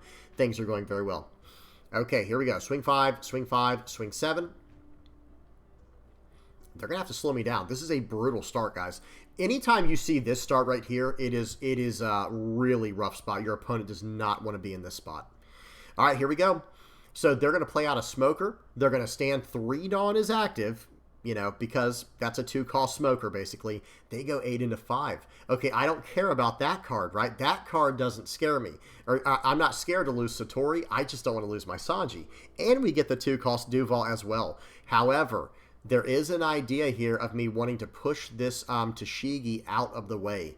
That Tashigi is annoying, okay? That Tashigi is really, really annoying, and I need to get that card out of my way here. So let's see what we choose to do. We're going to play out the 2-cost the 2-cost Duval here. We're going to use the effect. We're going to snag a 5-cost target. We're going to draw that to our hand with our Sanji, and we're going to go about things this way. I wanted to make sure I didn't whiff that that life gain with the Sanji's effect there, with the Sanji plus leader effect. We have the blocker. We will protect that card to the best of our ability. They're filling out the board very nicely, and this is becoming a game here, right? Like, even though I have 5 life, I have no board, and my opponent has a massive board. It's against matchups like this where I kind of, wish I had Gravity Blade Raging Tiger, but we don't. It is what it is. Okay, here we go. So we're going to of course, well, do we? I was going to say, of course, we attach 2 Dawn to our leader here, but we're just going to swing. So here's what I was going to say. Maybe we don't attach 2 Dawn to leader. We end up swinging 8 into 8 here. Let's see what he gives me. Probably give me a 2K counter or a 1K. But we could have also, played out a Sanji here and just bounced our Sanji back to hand just to bounce, their Chopper or their Sanji back to hand. A lot of Sanjis and stuff going on here, but y'all know what I mean. But here we go. We're going to go ahead and gain a life here. Well, we're going to lose the life right away, and we have to get rid of that Tashigi. I know he's starting to prepare for this turn right here with the 8-cost Rosinante, the 8-cost Eustass Kid. That's why we could not use the Gum Gum Red Rock up until now, right? And we had to get rid of the Tashigi. That's why we did that in the way we did it. We counter out of that hit right there. They're going to swing for 7 and 7. We're going to take this. They swing for 7 more. We're going to take this. We're drawing cards now. We do love that. We do love to see that. But I have a really nice answer for that 8-cost kid. We're going to red rock that off the board. Now we do have a 7K attack. We can put that anywhere we want it. Okay, we're going to swing 7 into the 3-cost. Let's see if he wants to give me a blocker. He does not. Okay, and now we're going to we're going to use our leader's effect to put a card into life here, and then we're going to probably, if we had gotten a 5-cost ace right there, that would have been awesome. That would have been incredible. Either way, we got the Viola in hand to back it up, so we gain a life here. They rest down my board, and guys, here we go. Remember, they know what card I put into my life there. It was just a 5-cost Sabo. It doesn't really matter. They swing 9 into 6. I can save it, but how much can I save it? The answer is not enough. We just need to let it go. They haven't even used their leader effect yet. They have not even used their leader effect. They're about to have 5 Dawn still to play with for the turn. Okay, let's see what they choose to do. We do let it go. If they want to attack into Viola, I don't really care about that, right? We don't really care about the Viola. They swing 4 into it. That's fine. Honestly, I feel like they should have swung into it. Well, no, never mind. They see I'm running Sabo, so they can't swing into it with the Rosinante or the Tashigi. It's too dangerous. It's too dangerous. All right, they're going to swing for 8 into 5 with Banish. Okay. I think we're just going to take this. Oh, no, we counter out of it. We do counter out of that. That's my 5-cost... That is my 5-cost ace, right? The rush one. I believe that's my 5-cost 7,000 power rush ace. I believe I set that there earlier in the game. Okay. No, never mind. I don't think it is. I don't think that... Maybe it is. I don't think it is. We'll have to see. So we get Yamato on top of life here. We're going to use this card to KO the Tashigi. So that means we'll have 3 Dawn left for the turn to work with. Yeah, we're going to swing for 7 into life here. It looks like we're going to swing for 7 into life. Let's see what they choose to do. They have to be very careful here. Giving me a blocker would not be a terrible call. Yeah, they give me a blocker. Excuse me. That was very wise, very intelligent of my opponent because, I mean, they're in a rough spot. So right here, we're going to go ahead and play out the Sabo, and I think we're going to get rid of the Tashigi. No, excuse me. Well, first we're going to play out the... hang on. We played out the Ivankov there. We play out the Ivankov. We reveal... hang on.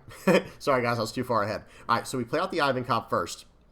And now watch this. I'm about to talk about something in a minute. It's a 5-cost Shirahoshi, so we bottom decked that card. That is really nice.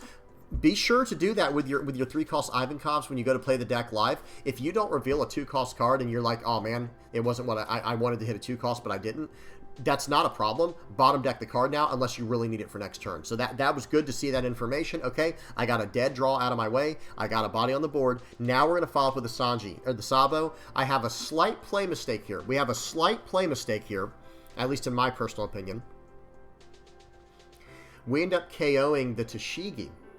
Okay, I think we should have KO'd the Chopper. Get the blocker out of the way, but that's okay. You know, it's not the end of the world, right? But I think we should have done that. I definitely think we should have done that. Okay, here we go. So let's see what happens here. So we have 4 life. Every time they attack us, our hand's getting better and better. They're going to swing in for 7 with Banish. They finally, they hit with that. We're going to counter out of the 5K. We're not going to give them a free 5K hit, right? We're not going to give them a free 5K. They attack in. Oh, very nice. They gave me a red rock. We'll take it. We will take that. Now, they gum Mole Pistol and they get rid of our guy, but we did get a 5-cost ace. Okay, we got a 5-cost ace here. We're in a decent spot. Let's see what we can do. Let's see what we can do here. Now, we are obviously going to be red rocking that card off the board. And here we go. I really need to find a way to get back in this game, and that was one of them. That was a way right there, guys. Watch this. We are going to use our leader effect now. Look at our top 5 cards. We get a Satori. We almost whiffed. That was the very last card of our search. Now we're going to play out the watch this mind game that happens right here. We're going to swing for 7. They block with 7 and go to 9. We play out Hiyori. We set the top card of our deck, and now watch this. Oh, this is so fun, man. This kind of situation here is so much fun. They're going to swing for 7 into 5. Okay? They're going to swing for 7 into 5. We're going to 2K, 1K. Remember, that top card is a 5-cost, 7,000 power ace. My opponent doesn't know that. I used Hiyori to set it. They don't know what my top card is. Watch this. They swing 5 into 4. Okay, you can have that card. It's gone. They're not going to attack for the rest of the turn. Pause. Why?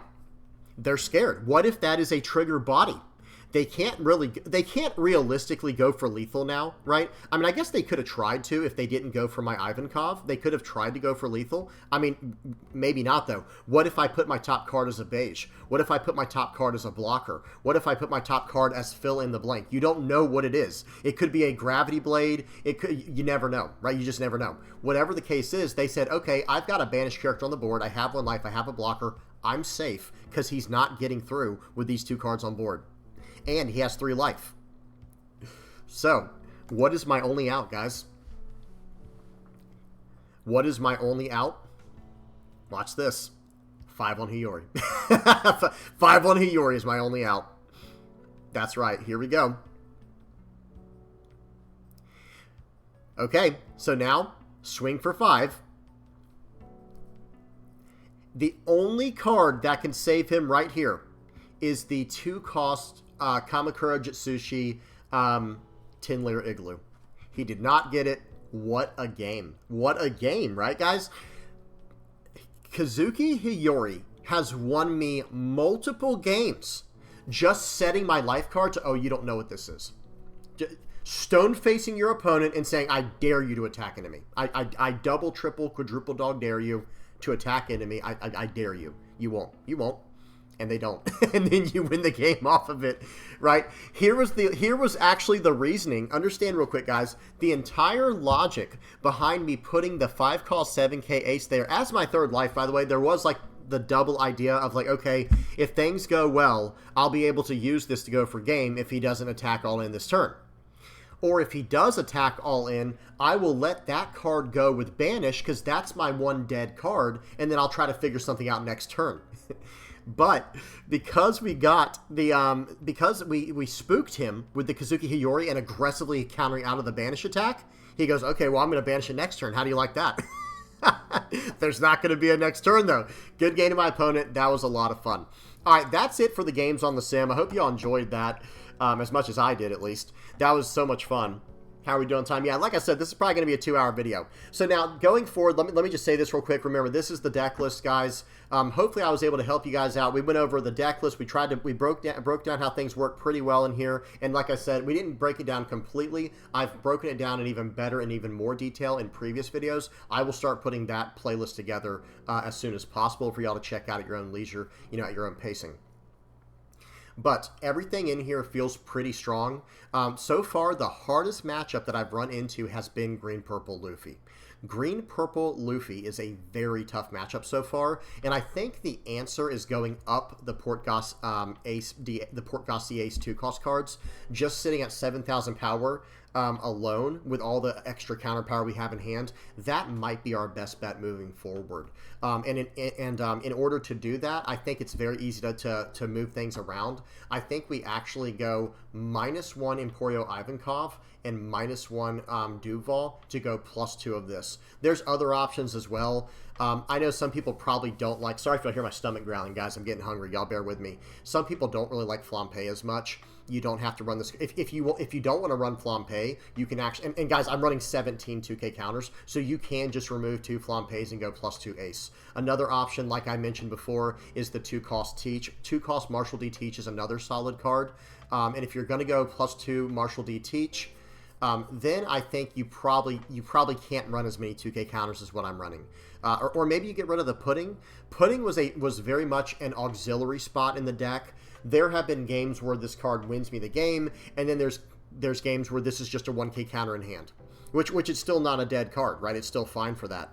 But against the games where I'm going super late into the game with them, and especially against anything purple, because right now, green, purple, and blue, purple, whatever you might be playing in the future, purple has a ton of card draw. And it's like, if I can hit them with a Charlotte Pudding real quick and just pop their hand down to size, get a body on the board, I can bounce back later with Jozu just for tempo reasons. Like, Pudding is still a nice utility card. I really have trouble getting rid of all of them. Same idea with Flampe. But with a deck like this, guys, this is almost like a toolbox style deck, running mainly 2-cost and 5-cost cards, and that does complicate things. We'll have to find the perfect ratios. Maybe we can go down to 2 Red Rocks. I really don't want to, though. This is a game-winning card for us, because like I was saying earlier, during the games, our highest cost card in this deck is 6 costs now. So we have to have a way to deal with the big boys, right? Any deck that's dropping down the big cards, we have to have a way to deal with those. And here's the nice part about this list against like the more aggro decks. Like, okay, well, what does it do for me against aggro? It actually does a lot against aggro, because when you combo it with Hiyori, you can take, like, whenever you use your Leer effect and put like a 5-cost card on top of your deck, like the 5-cost Yamato or Sabo or Satori or whatever, okay, you actually pull back, play out your Hiyori, pulling back that card and placing this card there, and you can start bottom decking stuff like that, aggressively. So, yeah, it's a really solid card. What else? I think that might be it. I'm not sure. That's kind of all I want to say for here. Now, moving forward into EB02, I have messed around a little bit more with the deck. Let me show you guys what I'm messing around with right now. I think this is it. So I made some slight modifications where I fit in the Portgas D Ace. This is the new 5-cost card. I believe we talked about this earlier when we were talking about 8-cost or 5-cost and 2-cost ratios. And just to summarize, I want my 5-cost and 2-cost spot to be 18 cards or more. If you're fine with going down a little less than that, like maybe 16 or 17 of 5-cost or 2-cost cards in the deck, by all means, do whatever you want to, right? Do whatever you want to. That's up to you. But I really like the idea of being at 18 or more, so we have a 90% chance, kind of like throughout the whole game for the most part, to hit these cards in our top 5 searches. That's just kind of how that's just kind of how it is. That's the way the math works on it. And there's going to be anomalies, of course. If you have 5 cost cards in your hand and you go for a 5 cost search, yeah, your chances went down dramatically at that point, right? They went down drastically. But still, the point is, you know, it does help out with the numbers, with the ratios. And in this list, the main changes I made is I did go up to 4 aces because I think this will be our best bet going forward into EV02 and probably even into OP11 against Blue-Purple Luffy. I have not done much Blue-Purple Luffy testing, but I think this is the answer. The answer is the 2-cost ace going up to 7,000 power every turn. I think that is the way moving forward. I think that'll be very good. So that's it for the EV02 revisions or adjustments. One more thing I want to say in the place of this Yamato, this is just a quality, versatile 2K counter plus 5 cost character, and it has rush against Blackbeard. This is just a nice all-around card for the deck. There is one other very good option. Actually, let me just type in Sabo. There's one really good option as well. The new promo Sabo. It's not available on the sim yet, I don't think. I think it's not unlocked on the sim just yet, but we do have access to it in real, you know, in person, right? In real life, you know, IRL, we have access to this card now. It doesn't look like this. It looks like something else, but still. This is a 5 cost, 5,000 power 2K counter Sabo. So, you know, if we ever do choose to add more Sabos to the list in the future, I'll talk about OP12 in a minute. We saw some pretty good cards coming out of OP12 that could help us out big time with Sabo. This is a 5 cost, 2,000 2K counter Sabo with 5,000 power. And listen to the activate main. Activate main once per turn. You may put the top or bottom card of your life cards into your hand this turn, and then this turn give this character plus 1,000 power. So this is actually an incredible card against Blackbeard because we can put this card down, and if this card sticks around, we just use our leader effect every turn and start drawing the card that we put to our life.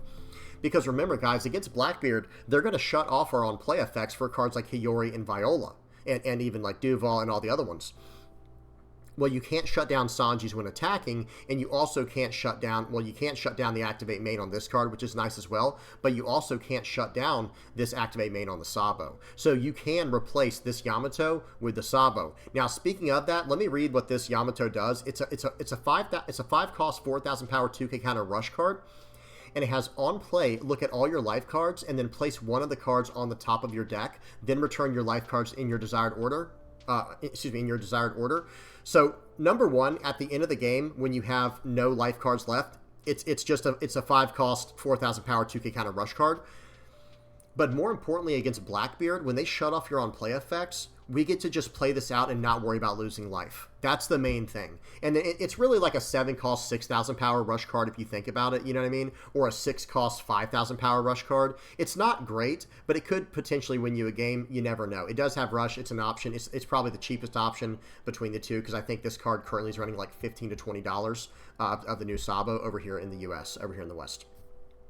Great card here, though.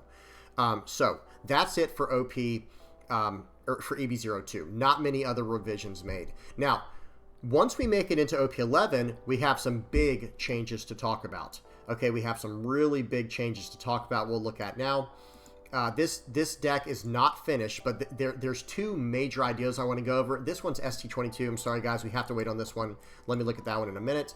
We're going to look at this one first. I called it Life Ace. This is the direction we're looking for the future in OP11. At least it's what I'm looking at with this version of the list. We have the Sabo in there, like I said. Yamato's still fine. I'm just running it. You know, it does eventually allow us to build into a more like Goa Kingdom-centric deck if we have to, if that ends up being the best way to deal with the 6,000 power and bigger characters.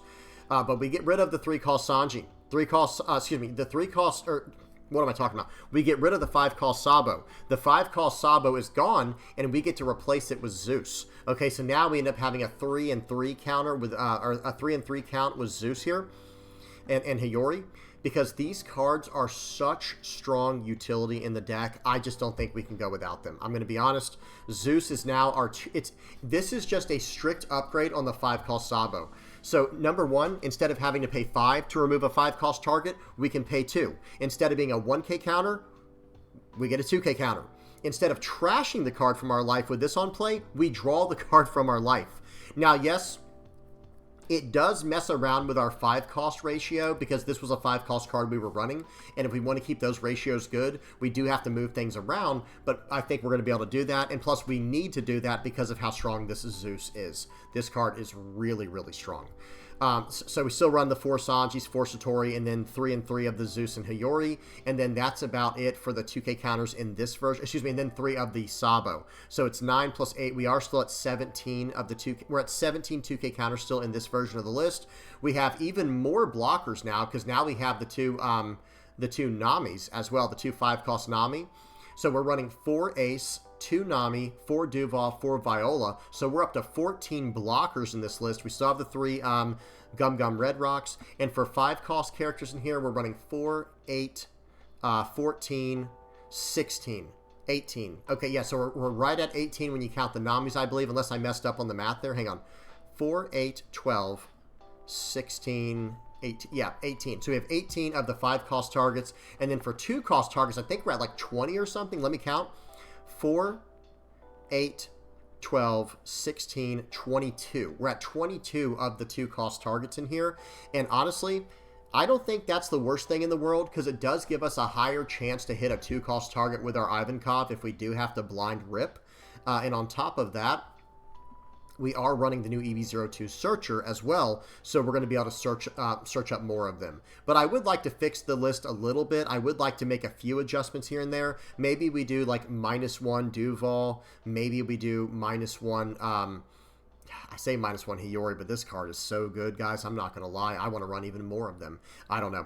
We'll see what happens, because there's even a world where like maybe we go -1 Imperial Ivankov and push up a Zeus or a Hiyori. We've got a lot of testing to do in the future, guys. We'll have to see what happens. But that's the list I'm looking at for OP11. Then things get very interesting going into ST22. ST22, there is a new starter deck coming out called ST22. It is a mono blue Whitebeard Pirates deck, with the leader being let me just bring it up real quick so everybody can see it.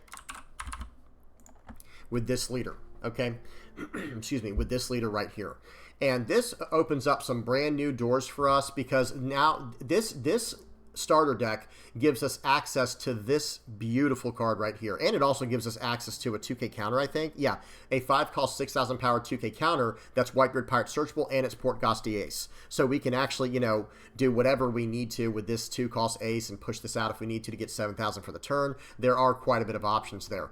But this card in particular is absolutely gorgeous for what we're trying to do, because it's a 1-cost 0 power 1K counter searcher, top 5 searcher for Whitebeard Pirates type, and then on your opponent's attack, you can trash this character to draw a card and place 1 card from your hand to the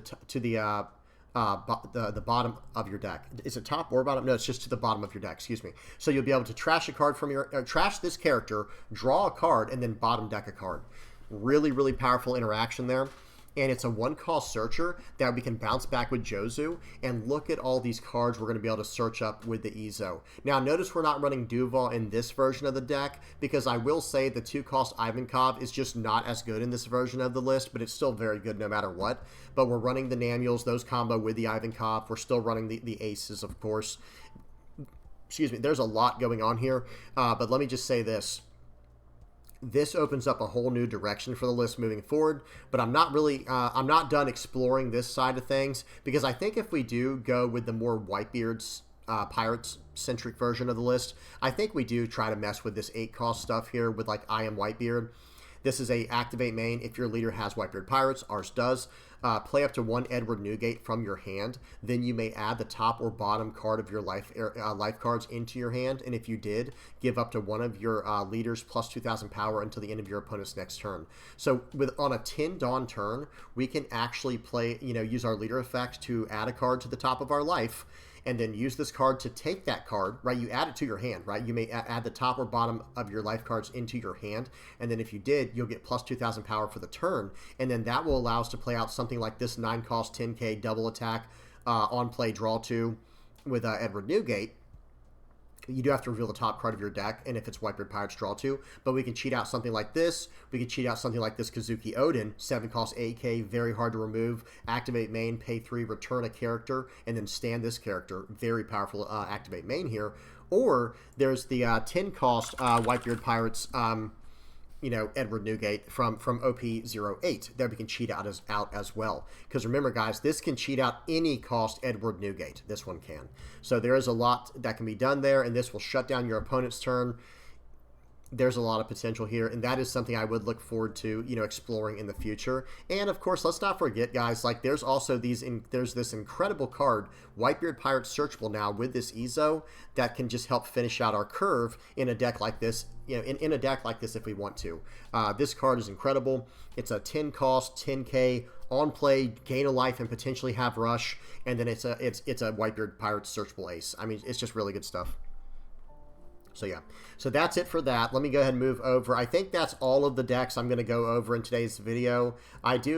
There's one other one I'm at least going to show off. There's also an idea to run a Big Mom Pirates version of the deck, because Pudding can search up Sanji, so it basically makes your start that much better. Because I'm going to tell you right now, guys, the games you don't get Sanji on turn 2, turn 1 or 2, like, you know, turn 1 going second, turn 2 going first, the games you don't get Sanji don't feel great. Well, Charlotte Pudding can search them up, and if we go a direction with Charlotte Pudding, we can search up cards like the like Zeus here. We can search up Flampe 2k counters. There's ideas here. Notice this list is completely like, it doesn't look anything Big Mom Pirates at all. It's just running Charlotte Pudding to help with this. But there are a lot of Big Mom Pirates cards. Let me just type in Mom on here for blue and yellow. There are some Big Mom Pirates searchable cards. We can't search up Pudding because Pudding cannot search up Pudding. But we can search up a lot of stuff. Like, you know, Zeus is a 2k counter searchable. Flampe is another 2k counter that's searchable. We can also run cards like 7 cost Linlin potentially, and also 8 cost Katakuri. There's a lot of different things we can do with Big Mom Pirates. It would probably make us want to run more of a trigger-based deck at that point, but I don't know. Again, like I said, I have not put a ton of time and you know, effort and thought into this, but I have been thinking about it a little bit. There might be something here in the future, especially if Blue starts getting more Big Mom Pirates support. Then there could be something here for sure.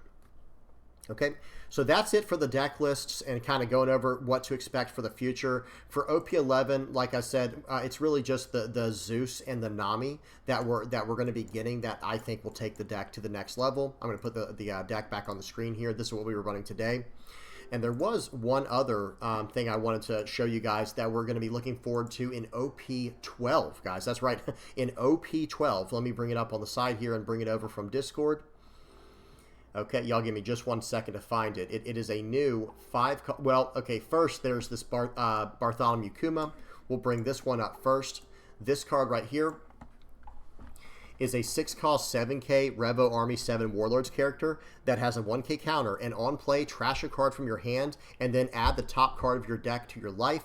Then this character gains +2 cost to the until your opponent's next end phase, and then during opponent's turn, when KO'd, you can add the top card of your deck to your life pile. So this ends up being a card we can just slam down alongside our 6 cost Jozu. I think in Ace, this card only needs to be like a 1 or probably like a 2 of. A 1 to 3 of. I don't think we need 4 of these in Blue Yellow Ace. Excuse me, but I will say this. There is some potential later in the game, like on a 10 Dawn turn, where we go, okay, play out this card to gain a life, and, you know, trashing a card from our hand, and then we'll put 2 on our leader, like on a 10 Dawn turn, right? So we have 4 Dawn left. We'll put 2 on our leader. So we played this out for 6. Sorry, guys. We played this card out for 6. We put 2 on our leader. We add a card to our life from that, and then we play out a 2 cost Viola or a 2 cost Hiyori, and then, oh, what do you know? We just gained 2 life in 1 turn, and we established this body, which is a 6 cost 7k. If they want to remove this and KO this, we'll gain another life, right? And then if we start bouncing this card back and forth with Jozu, that's all she wrote, right? Like if we start swinging him for 7, bounce this card back with Jozu to replay on the next turn, and we start like this 6, you know, these 10 Dawn loop plays going forward, it becomes very, very powerful. So yeah, this card is going to be something for us to consider. But then the other card that I was really focusing on, I actually didn't even think about the Kuma.